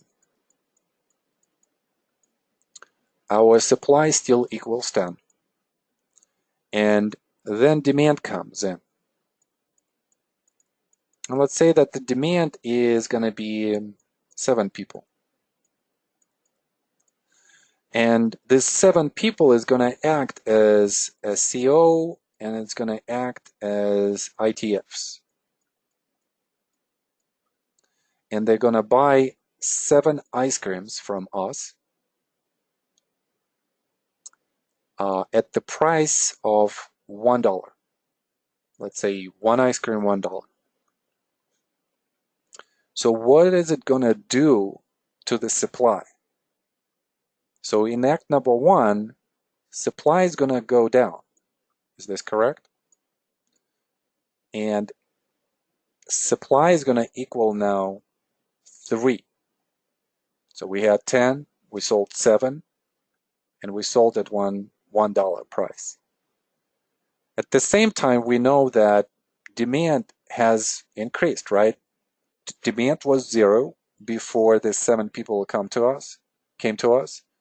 And now that they're here, the demand drastically went up. It went up 7 units. So we sold in Act 1 a lot of supply. And a lot of that supply at this low value and a lot of liquidity. Please note that both is there. The value is at $1. The liquidity is huge, 10 units, the highest liquidity possible. So now what happens in act number 2? Well, someone else comes, and we're going to start with supply equaling 3, and the price is going to be at still $1, right? We're starting at $1. Now we'll imagine that the demand comes in only at 2. So 2 people come to us, and we still have more supply than, let's say the 2 ice creams that I want to buy. But there is something very interesting that's going on with the supply here. Look at how much supply is left. There is less of the supply in Act 2 than in Act 1. Instead of 10, now we have supply at 3. So if we're thinking, if we are going to sell to two people, we're going to be left only with one ice cream. Do you think that we could raise the price and then these two people are still going to buy it? Well, most likely, yes. Why would they be buying? What's the psychology behind them buying? I mean, like they know at the higher price, they know that there is still, some supply available. Why would they buy in at $1? Or let's say at $2. No, instead of one, we're going to move the price to $2. Well, because only 3 ice creams are left. And they know that if they're not going to buy it at this point, then they might actually not get it at all. So they are willing to buy at $2 price, and we could increase the price. So you kind of could see this from the chart as well. They were buying a lot here. They bought 7 units here in this area. CO plus ITFs. That diminished supply a lot. And supply right now in strong hands.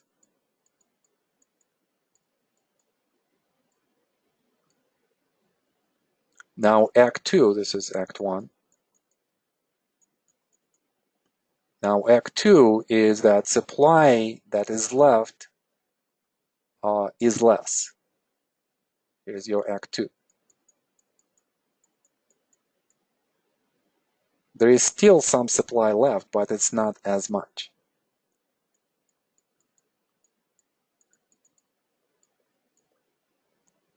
But because of that diminishing supply, the price should go up.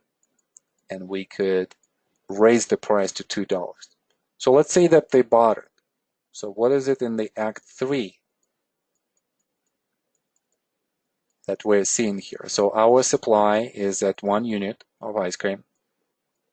We're going to talk about the price a little bit later on. And then let's discuss 2 scenarios here, where demand is just 1 person, and where demand, so demand goes down, and where demand increases, let's say maybe 3 people. So under the first assumption where demand is decreasing, and we kind of see this here, right? Act number 3.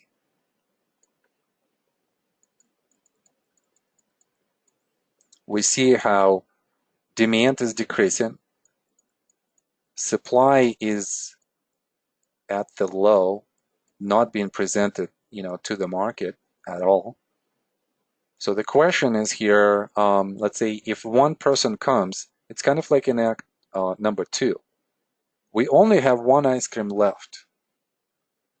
And we know that if this person does not buy this ice cream, well, maybe someone else will buy it. Most likely someone else will buy it. Can we increase the price for this person to buy this ice cream? We probably can, right? So we could go and we could say, instead of $2, you're going to pay us $3. Do you want it or not? If you don't want it, step away. Someone else is going to buy it. When people feel this urgency, they're going to buy. So therefore, the price is going to go up higher. Scenario number 2 under Act number 3. Now imagine that instead of 1 person on the last ice cream, we have 3 takers. 3 people come at the same time. There is some kind of emergent demand. Maybe somebody heard that the ice cream that we make is so good.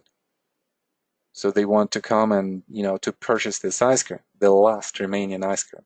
So my question to all of you guys, what do you think is going to happen with the price when we're going to have 3 people trying to buy 1 ice cream? Write it down. What's going to happen with the price in Act number 3 when we have only 1 ice cream left and 3 people are coming to take this. Okay, let's see what you guys are saying. They bid it up. Absolutely. Price jump. Third to the last bar. Go up to $5 to $10. Price goes hypodermic. Climactic action. It's like buying climax. Yes, yes, yes, and yes again to everything what you're saying. I'm so pleased that you guys are seeing this concept, and I'm using an ice cream here. I'm using those analogies, the stories that Bob Evans created, when he was working for SMI after Wyckoff died. The story of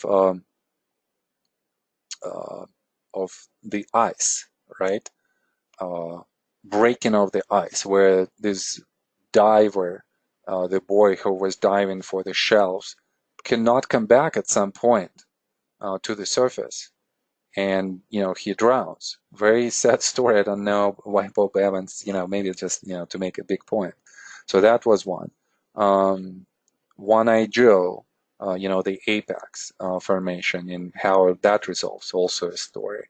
And maybe I'm forgetting some other stories, but this is my story about this particular concept. So hopefully it just resonates. But everything that you said here is correct. The price will go up, and not only that, it will go up substantially and much faster.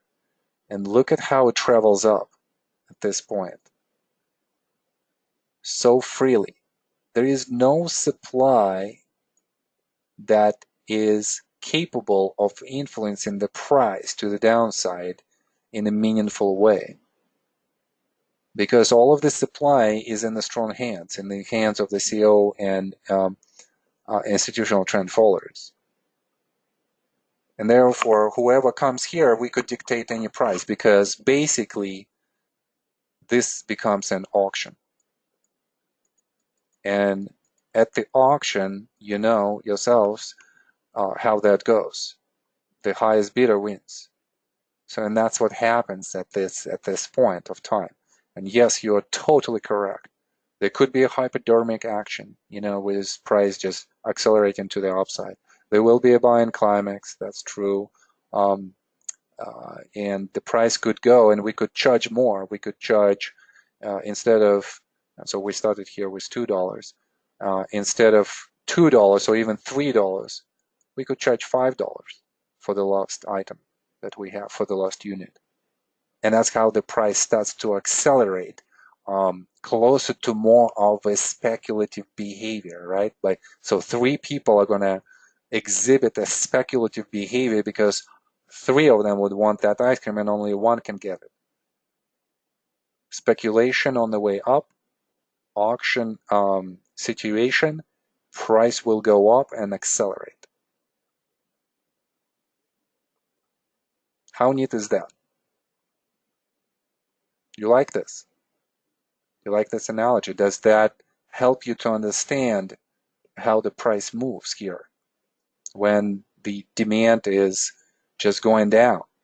So whenever you see this type of picture, the price goes going up and demand is going down, and somebody is going to tell you, oh my gosh, there is a divergence between the volume signature and what the price is doing. This is true, but the interpretation could be different. So be careful about that. Well, if you think that this is all done, you kind of wrong about that. Now imagine that we have act number 4. What do you think happens in act number 4? Where are we going with this?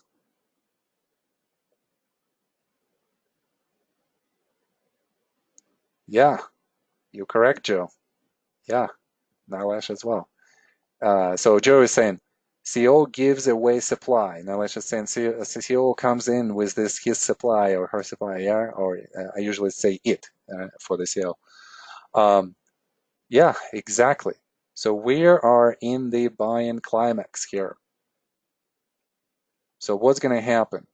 We're going to have 0 supply on our hands, And we're going to have a total revenue of $7. What do we have to 2 plus 4, 11, and then 5. So we made $16. That's our total incoming net revenue for this product. So this is, we are the producer. And who is the producer, by the way, in the stock market? What do you guys think?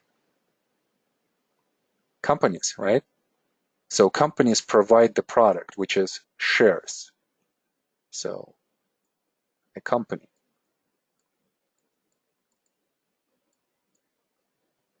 providing shares. Okay, so what do you think? Now we're going to discuss this from the position of the CEO. So let's put the CEO hat on and let's talk about the CEO. So CEO has, let's just say that in the first act, CEO is buying, let's say, 4 units, and then the trend followers are going to buy 3 units. So CEO comes in with 4 units, and the cost for the CEO was on average $1. So now the price is at 5.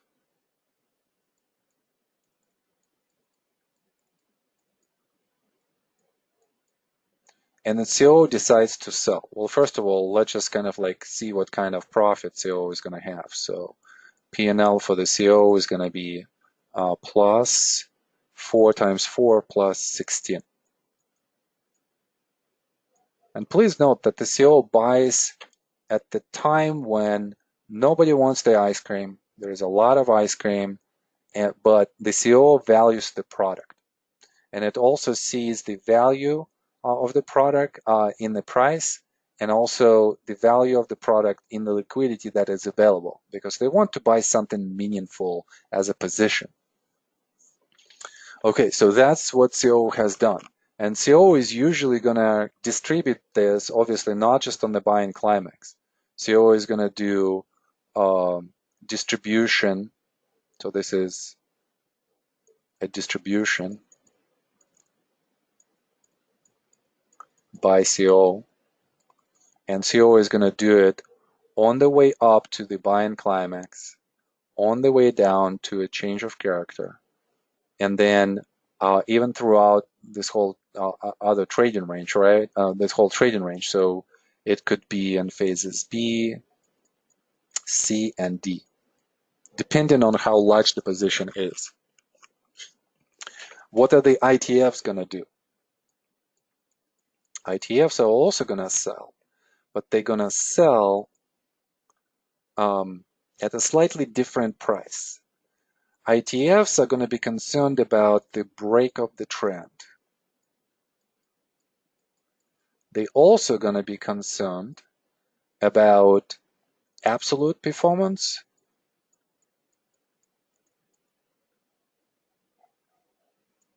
and also relative performance.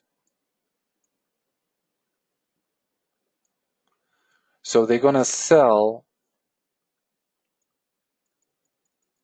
on a change of character throughout the trading range, and then in phase D on the other change of character. So change of character phase A, and on the way out, change of character in phase D. So this is going to be early ITFs, and then late ITFs are going to sell on the way down. And because of the nature of how they function, think about the definition. Trend followers. So they need to find the trend when it emerges. So they are not going to necessarily act as contrarians and buy at the bottom.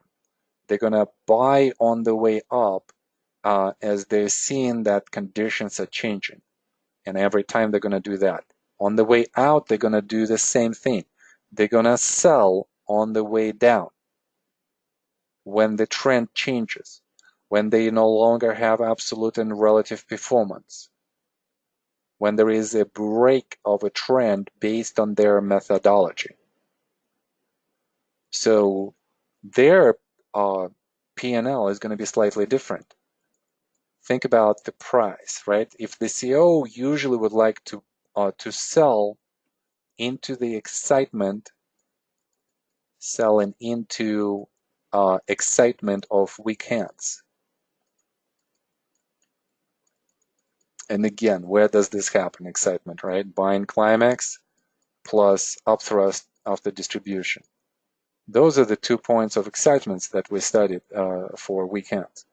And this is where CO is going to sell into. Like CO wants to sell into the strength because the size is so big. If it sells on the way down, that influences the price much more than when it sells on the way up. Okay, but the ITFs, the price for them is going to be slightly different. So think about the change of character in phase A. It might not be $5 anymore. It might be $4. Then think about throughout this whole trading range. Also, probably on average 4, maybe $3.50, and then on the change of character in phase D, they might even sell maybe at $3. So let's just put it this way: P&L for ITFs. We had initial 3 units here of ice cream.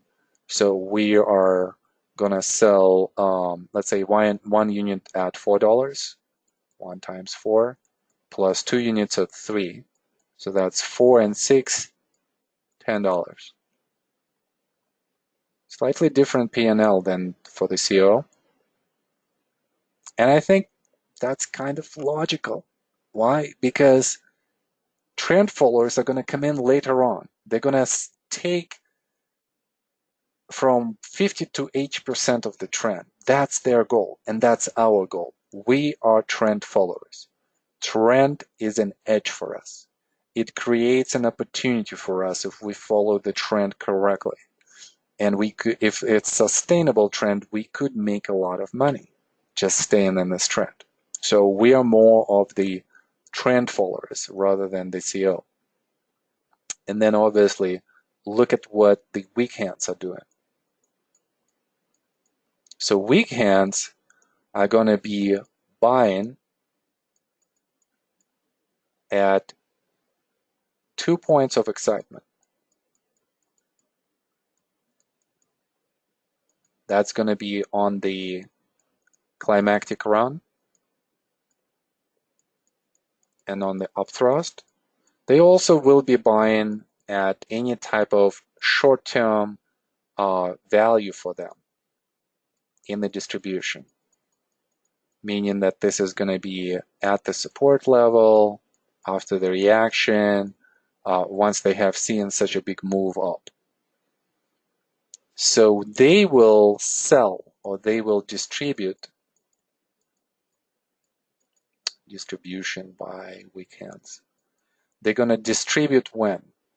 Not in the distribution, not on the change of character in phase D, not even necessarily on the first break to the downside. They're going to usually sell as a group, not individually, but as a group in the moment of a general capitulation. And obviously, again, I'm going to repeat that by weak hands, I don't mean just public.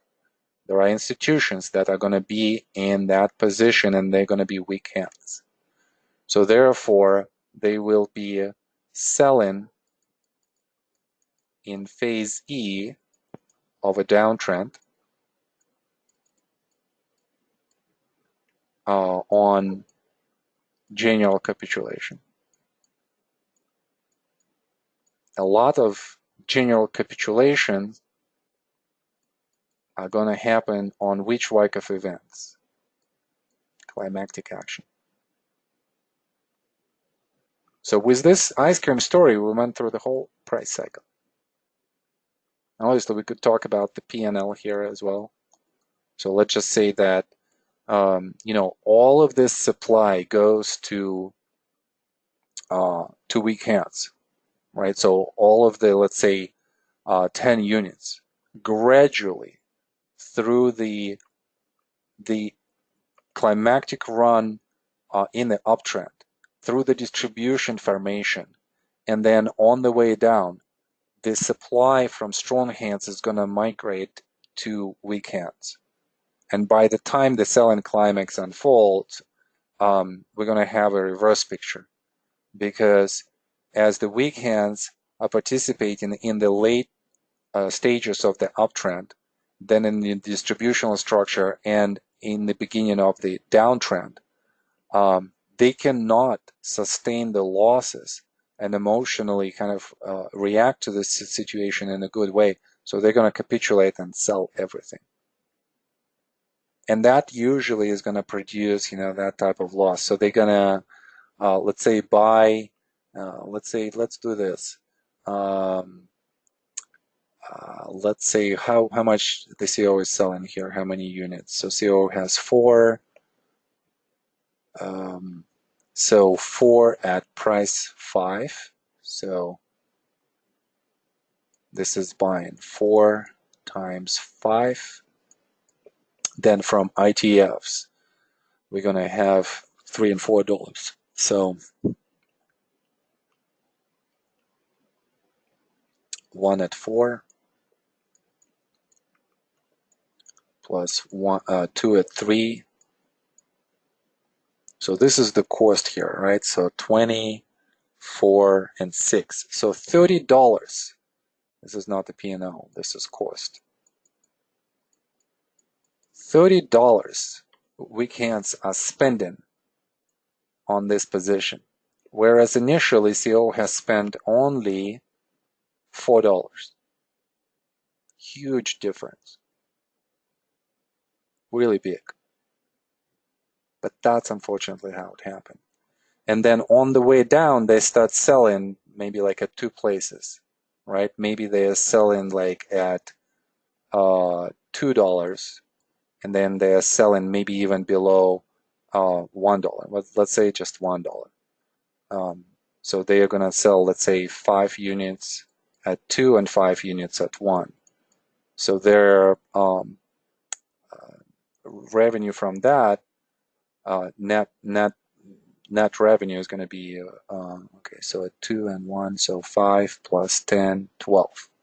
So their P&L, and I'm so sorry that I'm writing it like this, is going to be what? $18. Minus $18.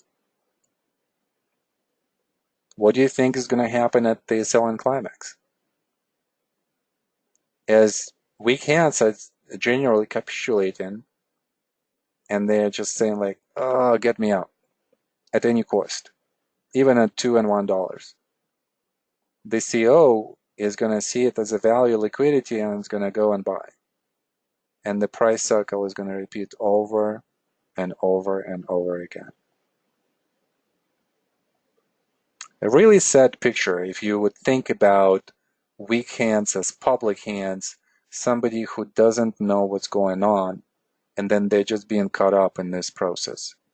And the way how I view this process now on kind of like very emotional level, it's just sad. It's sad to see people, repeat this behavior over and over, and then they just reinforce it every time. So the key of this course and just education on trading in general, obviously, if it's a good education, is to change this behavior, to change this way in your minds of how you guys operate, how we all operate. And we all have been in this situation. So I have been in this situation many times. I've been on the wrong side, I've been weak hands many times. You have to be weak hands in order for you to become strong hands. And the first step for weak hands to become strong hands is all in the awareness. So you have to bring this knowledge, and then you have to build the skill to recognize the situations as they unfold in real time. You have to understand how your self is going to be in the way of this profitability, because usually yourself is going to protect you from incurring a loss.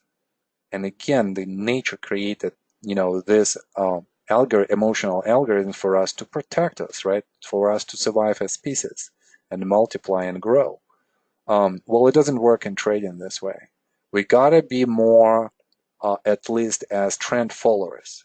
We don't necessarily have to be contrarian in our view as the CO, but we have to be trend followers as institutional trend followers. We could be contrarian with our analysis. I like that a lot. But then our analysis should show us when exactly the timing of when we should be coming into this. Wow, that took a while. I was not expecting this, but sometimes, the class can carry me away like this. Okay, what else?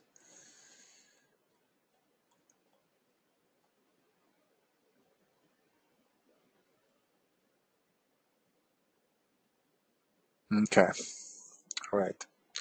So I don't see necessarily any comments that this is the way I was explaining this in the previous cycle, so I thought I would just have this. Still have to create probably a proper slide, but I just like drawing. I just like, explaining it like this. Okay, let's talk about maybe, let's do this. Let's not go into this study. Let's switch really quickly right away to the exercise, and we'll spend the last 30 minutes going through the exercise. Okay, so as usual, just want to point this out again. I want you to watch the video of this exercise again and make notes and email those to me. So continue doing this work.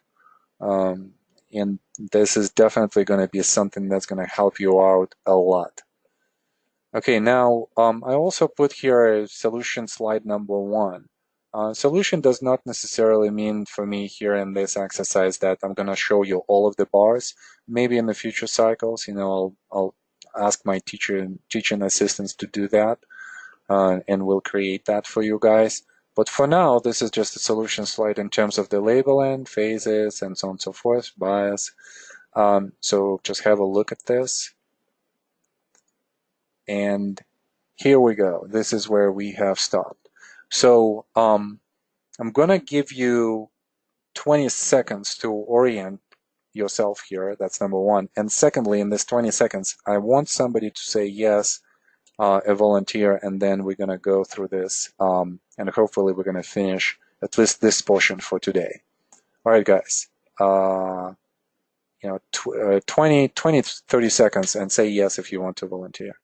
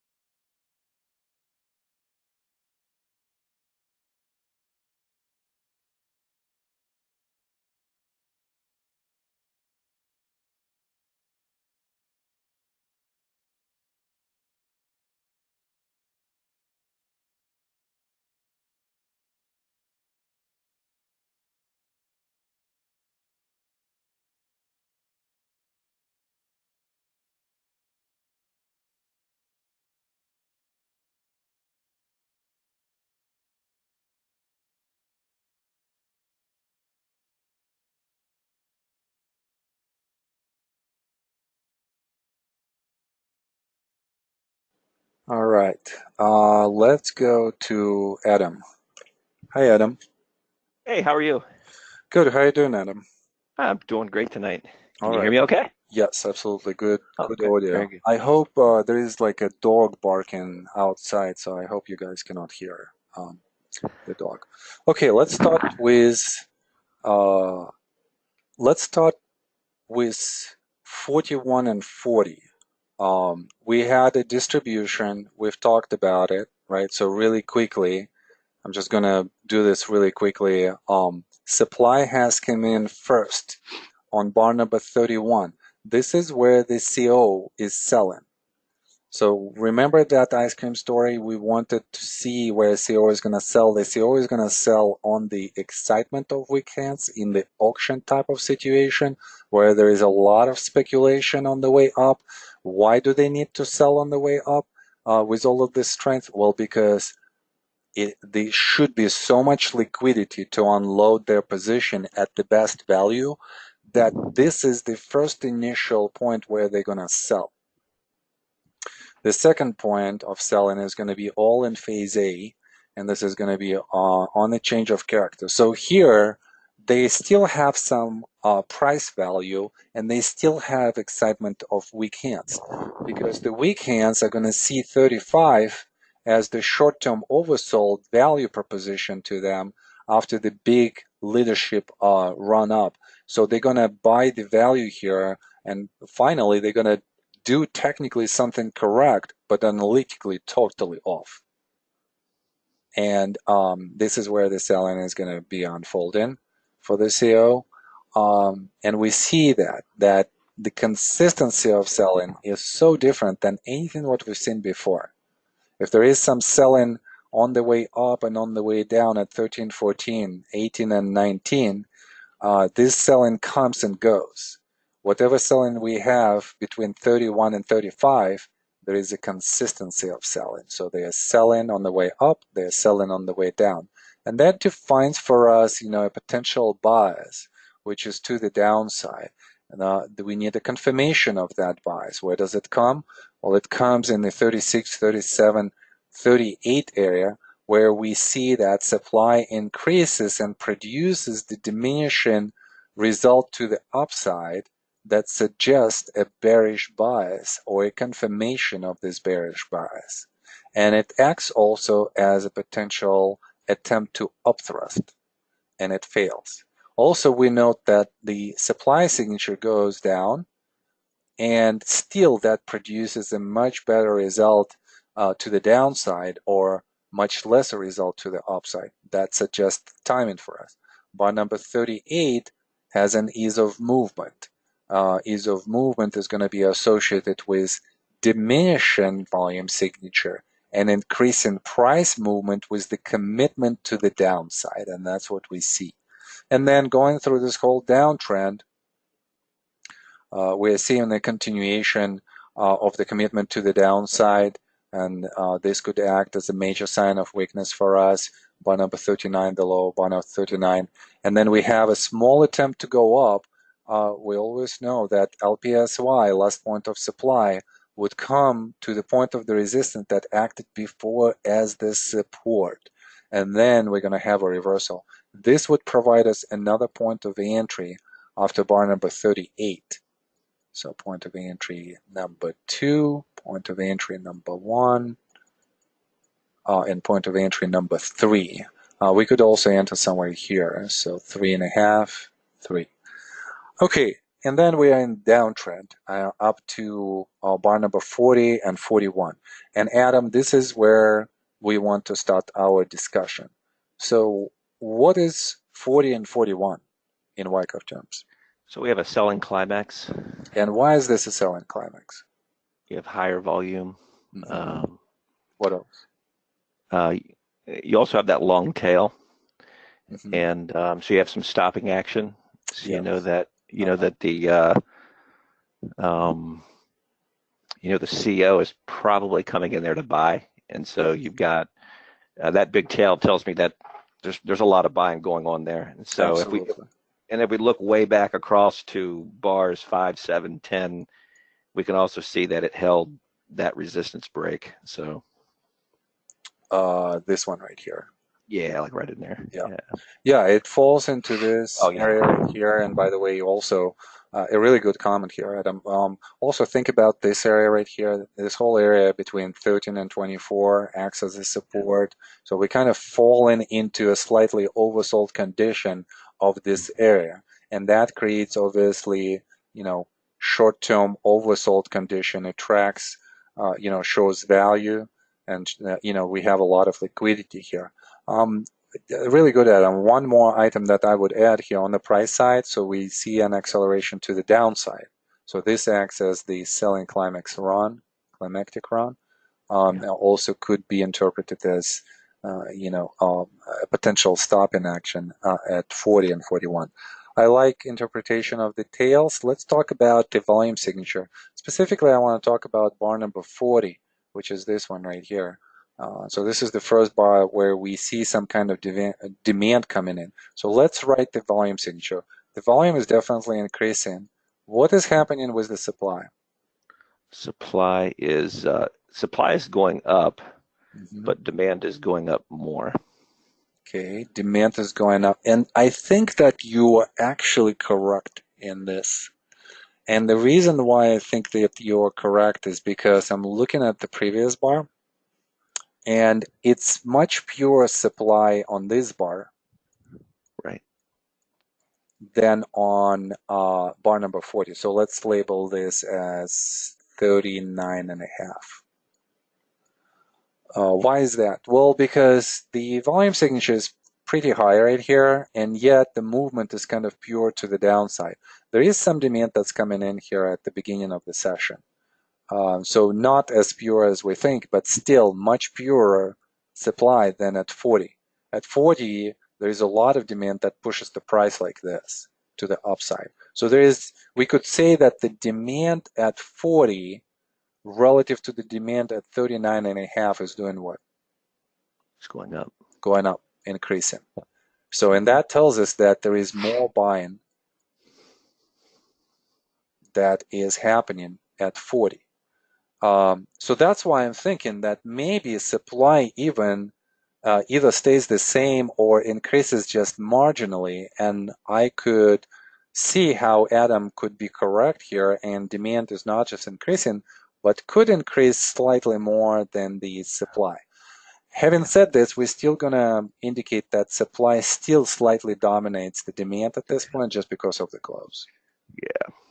And then we see also the domination of the supply on the next bar, 41, which is gray bar right here. So if we would look at the intraday, Adam, and I'm going to quiz you a little bit more here because I know what you do. So let's definitely, get into nitty-gritty of things. Let's do this. 39 and a half. This is our close at 39 and a half. So what do we do at the open, and what is the intraday picture of bar number 40? It looks like we came down pretty far, and then Where do we open? we open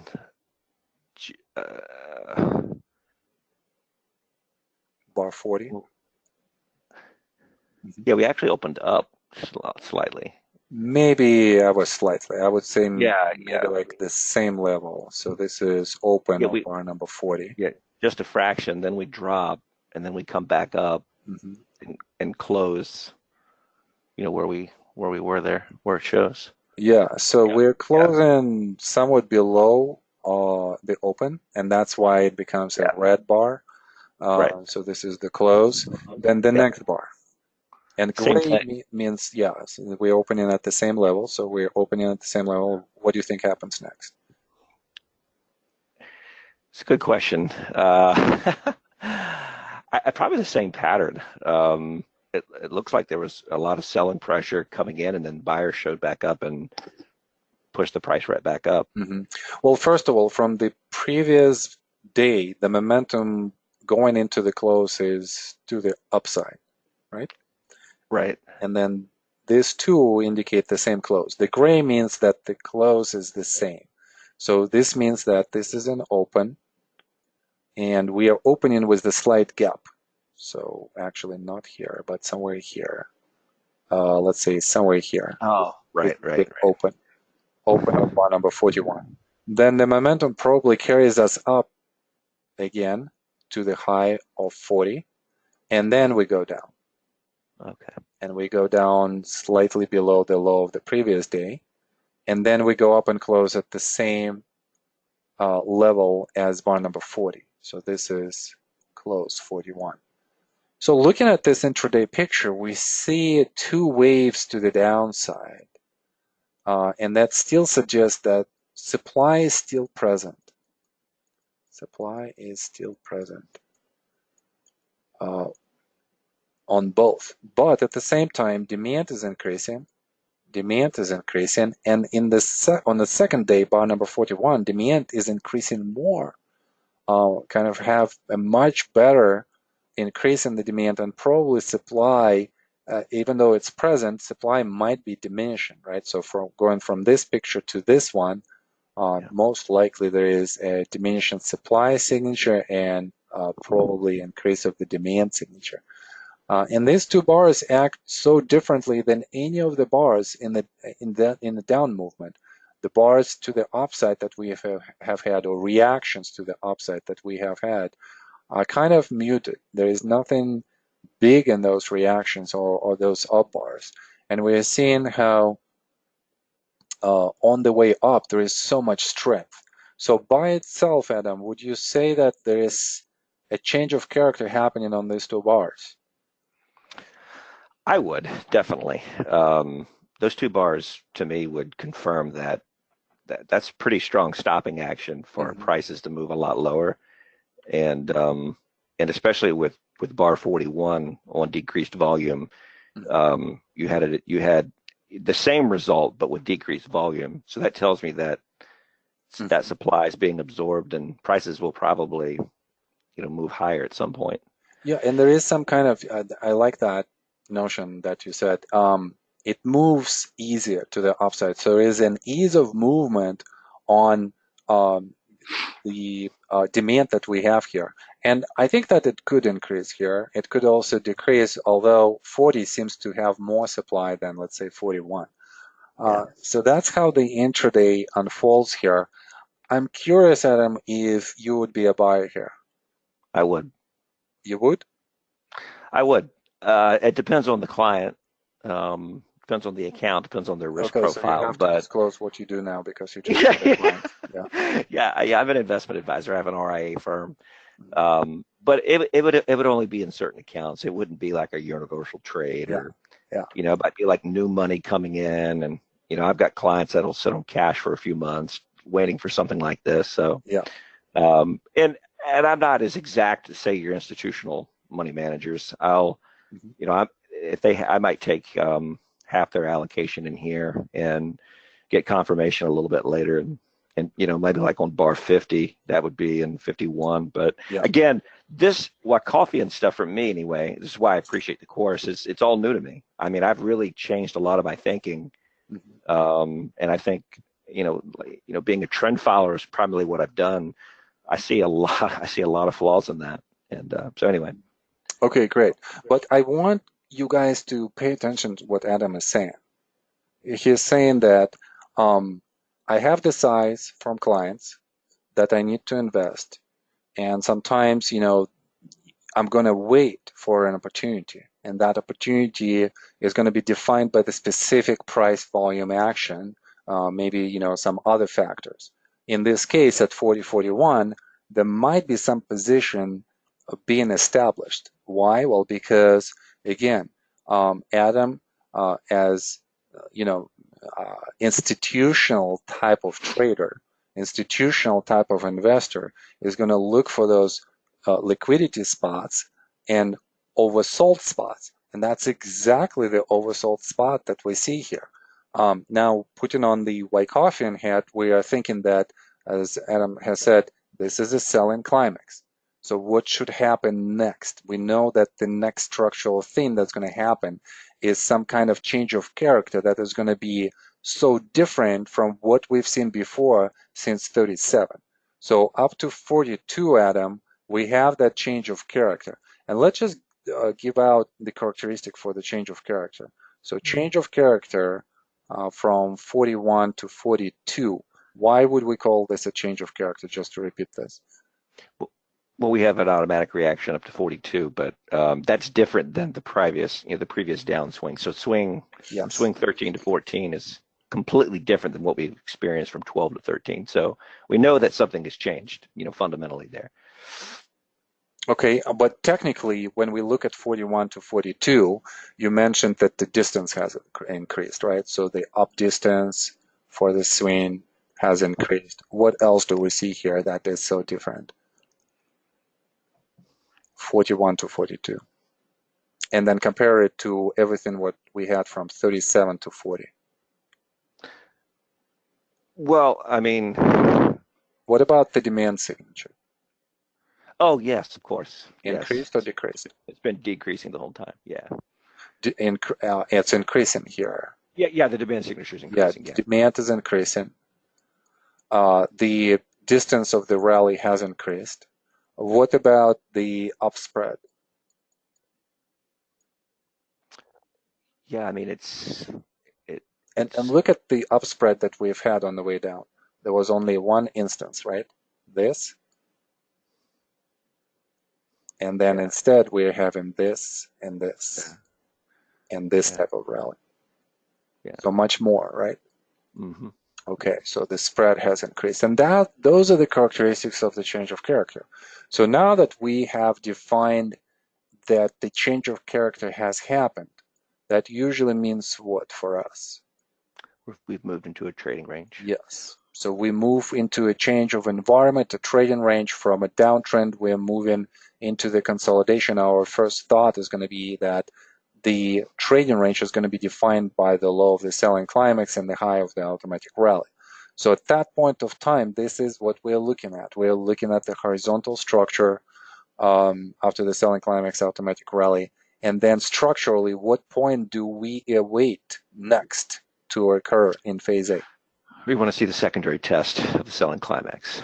Exactly. So we are testing the test, the selling climax. Is it a successful test?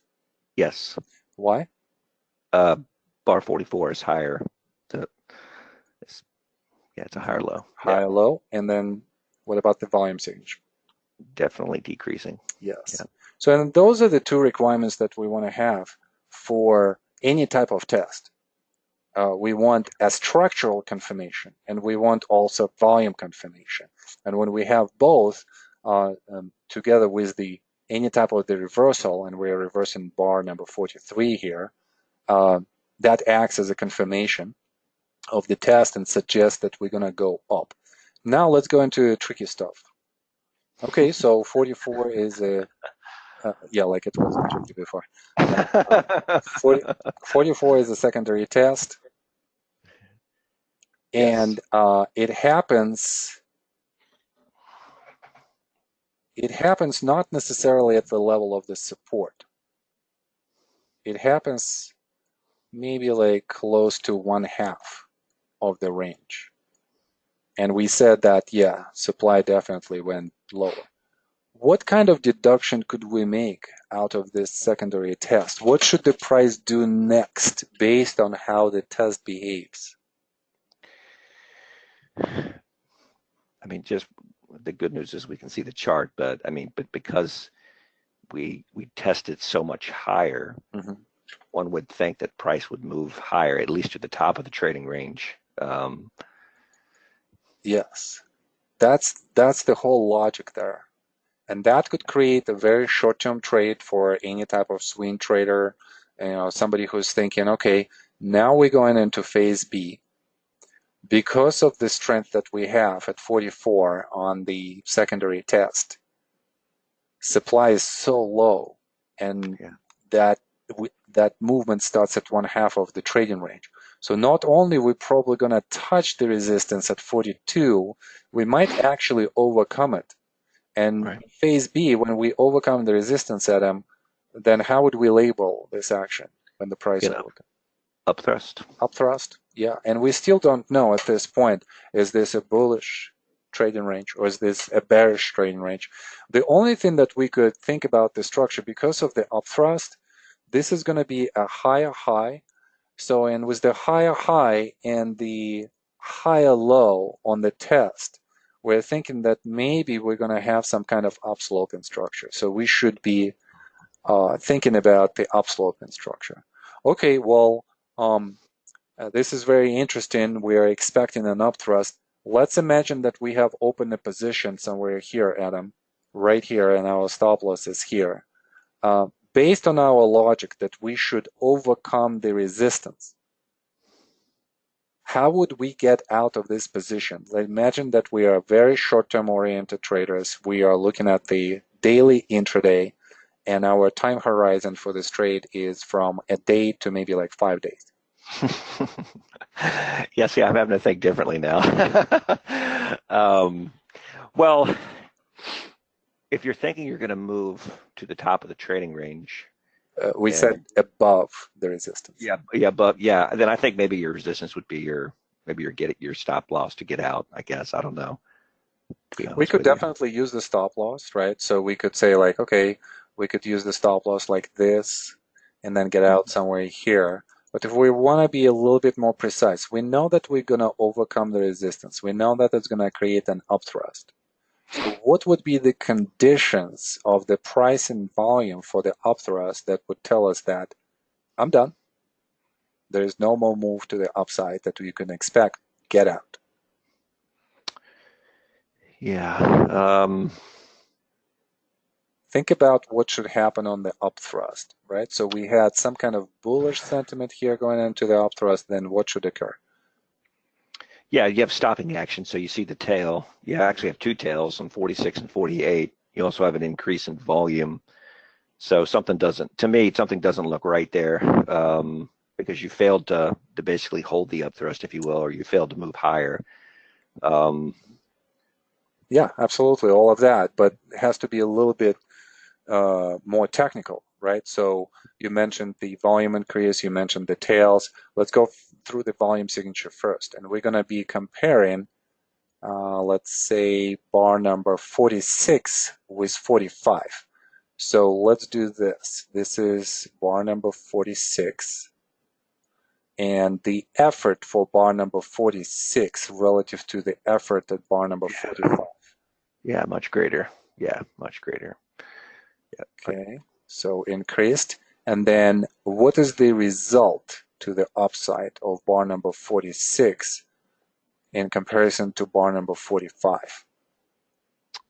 It's greater. I mean, 46 to 45, but Let's do more on this. Let's do it more detailed. So let's talk about the upspread.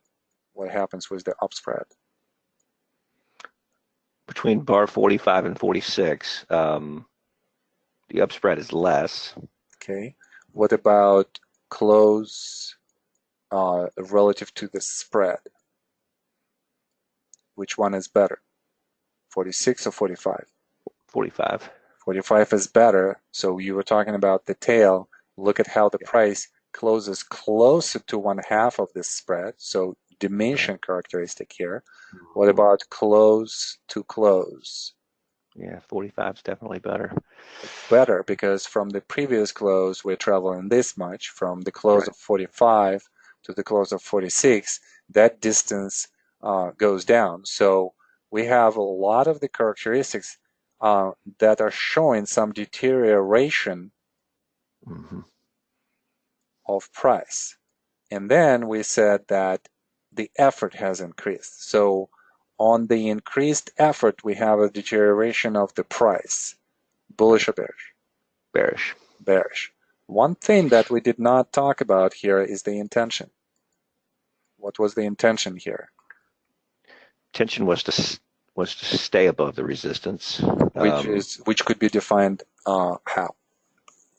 I guess the top of like the top of 42, the top of the tail of 42, or possibly 45 there. Yeah. Yes, both would be okay, because we want to define more of kind of like a local resistance right here. So the local is going to be the previous bar, the high of the previous bar, and then the high of the 42. So did we fulfill this intention? Did we commit above these levels of the resistance? We did, but okay. So here's a tricky question. With the increased effort to the upside, and with the diminishing result based on the spread and the close, we're seeing that the short-term picture is going to be bearish. We're anticipating some kind of reaction to the downside. Yet we have had a commitment at bar number 46 above the level of the resistance. So think about the bearish bias here that will produce some kind of reaction as the long-term bias. And think about the opposite to what has happened with the result, was the intention that there was a commitment as a short-term result. So based on the short-term result, which is still positive, which is yes, could we expect some kind of attempt to continue to the upside?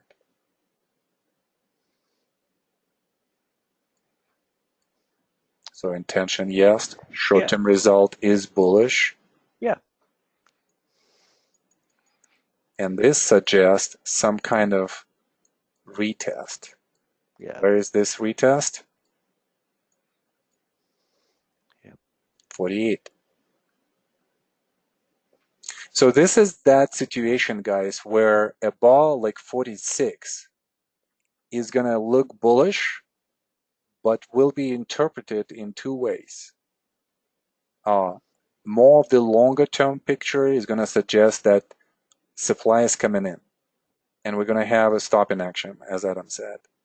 And should be expecting a reaction. So all of your trading decisions should be based on this information. Having said this, your timing is going to be based on the synchronicity of the effort and the result.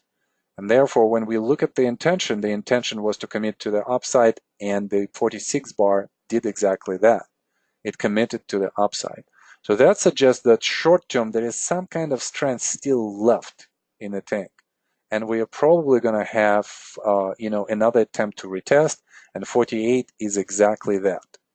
Okay, so now we know that when supply comes, it should produce some kind of change of behavior, change of character. Do we see that change of character somewhere after 46? Yeah, I mean 49 is pretty big bar. And it commits below the support, so it's on the way out. Is there a change of character within the trading range? Yeah, I mean that's the biggest down bar. That's a fairly bearish engulfing bar. It's almost as big as some of the down bars on the way down. Label this bar 49 for me within the structure of the trading range. This is a trading range. There is a trading range between 46 and 49. So 49 is going to be labeled as how? So volume goes up. You talking about like the equation for it? Label that for me in Wyckoff terms. Oh, you mean like, oh, sorry. You're referring to like a secondary test, or Yeah, any type of Wyckoff event. So what is 49 for us? And I don't mean for the whole formation. I mean for the trading range between 46 and 49. Well, I guess that would be phase B, part of phase B. I mean, it would be. We are looking at this, right? Yes. So we're looking at 46 being what? We're stopping the price from moving further up. Right. How would we label this in Wyckoff terms? Up. Well, 46 would be your up thrust action. Yeah, I'm hold on a second. I'm just kind of like probably giving you the wrong impression of what we want to do here. So we're not discussing this. Selling dynamics, automatic reaction, secondary test. We are more, and this is an upthrust, that's true, but in the upthrust, we have a trading range, right? So for instance, if I would look at the intraday picture here, I would say that, okay, so we have the close at 46, then we have a slight open. We're probably trying to go up, going down, closing, then opening down again, somewhere here, going up, retesting at 48, coming down, opening up again at the same level, attempt to go up and then down. So this is our trading range right here. We are trying to label this action right here. How would we label this action? Oh, last point of supply. Yes. Okay. Sorry, Last I point just of didn't support. understand what you were. Yeah, I didn't Yes. follow. I Yeah. wasn't following you. So major sign of strength, a change of character on the way out on the major sign of strength. And then this is a change of character on the way out. This here, change of character. Where is the change of character on the way in? Probably somewhere on the way in, somewhere here in phase A, right? Mm-hmm. So we have two changes of character. This is a change of character, and then this is a change of character. This is a change of character, and then this is a change of character. This is going to be important because when we're going to look into this trading range, I'm going to ask you the same question as to how do you guys see this trading range? You know, where are the changes of character in that smaller trading range? And one of the things that I want you guys to start practicing as we go, you see how we quickly go and switch into the intraday picture. We are trying to extract this intraday information without going to the intraday level. What we want to do is we want to extract this information from the high, low, close, and open. So whenever you practice looking at the chart, in your mind, practice the way of how intraday swings might potentially unfold. You might not be exactly right, but you will be extremely close to that. Okay, so now that we are, in the larger formation here, let's come back to the larger formation here. So we You said know, Ron, that. Mhm, you taught us to identify change of characters and like phase A and phase D. mhm. So I'm just having to change my mindset again. So I'm tracking with you, but Okay, all right. So upthrust, we said an upthrust at 44, 46. By the way, let's quickly do 48 because this is important bar. So effort at 48 relative to the effort at 46 because these are the two analog bars. The intention behind 48 is to commit above the resistance level at 46. So what is happening with the effort? effort drops, effort is less. Okay, and then we have at 48 the result to the upside relative to the result to the upside at 46. How do we interpret that? Be less. Less. Yeah, look at the close Yep. below. Look at this spread, the same size, but Mm-hmm. yet the close is lower. The intention was to commit. So if bar number 46 had intention to commit and it did commit above the local level of the resistance, bar 48 cannot do this. Right. And that's what defines the timing for us. Finally, we see some synchronicity between effort and the result. And when this synchronicity appears, that defines the timing for us to come in and to say that this is probably the beginning of the move to the downside. And we do. Okay, great. So if we've experienced an upthrust and we still don't know the bias of this whole formation, then the next move to the downside into the area of the support is going to be labeled in phase B as how? How would we label 50? Yeah, it'd be a secondary test. Yeah, a secondary test in phase Yeah. B. I was thinking like a second point of fear as well, but that would be, that would be phase C. But yeah, I Too mean, early, right? yeah, Because we have to have, again, we have to have multiple tests multiple tests, right? going into Right. phase C. So phase Gotcha. C is going to be that, test number 3, and we just experienced test number 1, test number 2. Um, okay, now let's look at this from a different perspective. We said that whenever we have high highs and high lows, we're going to be thinking, is there some kind of upslope in structure? And a lot of you guys in your homework have done this. So I'm actually very pleased as to how we, conducted all of this. Okay, so phase A, phase B, upthrust, secondary test. Now it makes sense because all of these points are on the same line. All of these points at the resistance are on the same line. And now let's look really quickly if this is phase B in 50 and 51. Um, what can we say about this area right here? What is happening as a process here? you're coming up to the point of resistance, but you're also having higher lows, so it's some sort of an apex type formation or Mhm. like a rising wedge. Okay. Well, I could see that maybe supply has increased a little bit over the previous reaction. So, and then the price goes up. So we are probably thinking that there is some kind of absorption here that is going on. And we could see that from the bars and volume analysis. So at 51, there is another attempt, the last attempt to go down. So in this smaller trading range, this probably could be defined as phase C. So here's this volume. The volume increases. So what do you think is happening with supply? Supply's going up. And what is happening with the demand? It's probably going down just a hair, but But this is still an up bar, right? So we have yeah, the you're right. You're supply. right.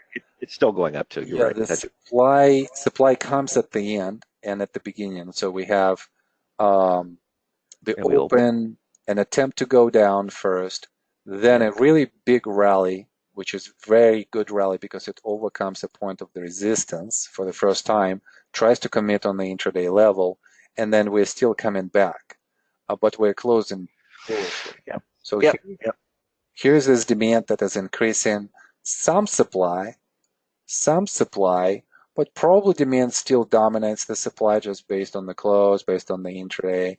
And then supply is relative to the previous bar, maybe stays the same, maybe slightly increases or slightly decreases. And it doesn't really matter that much because we know that supply still comes in because of this tail and it tries to take it down. It tries to take it down to the low of 50 and it cannot do this. So as we go up on the next two bars, we could see how absorption is happening on the way up. It's one of the elements of the vertical absorption, right?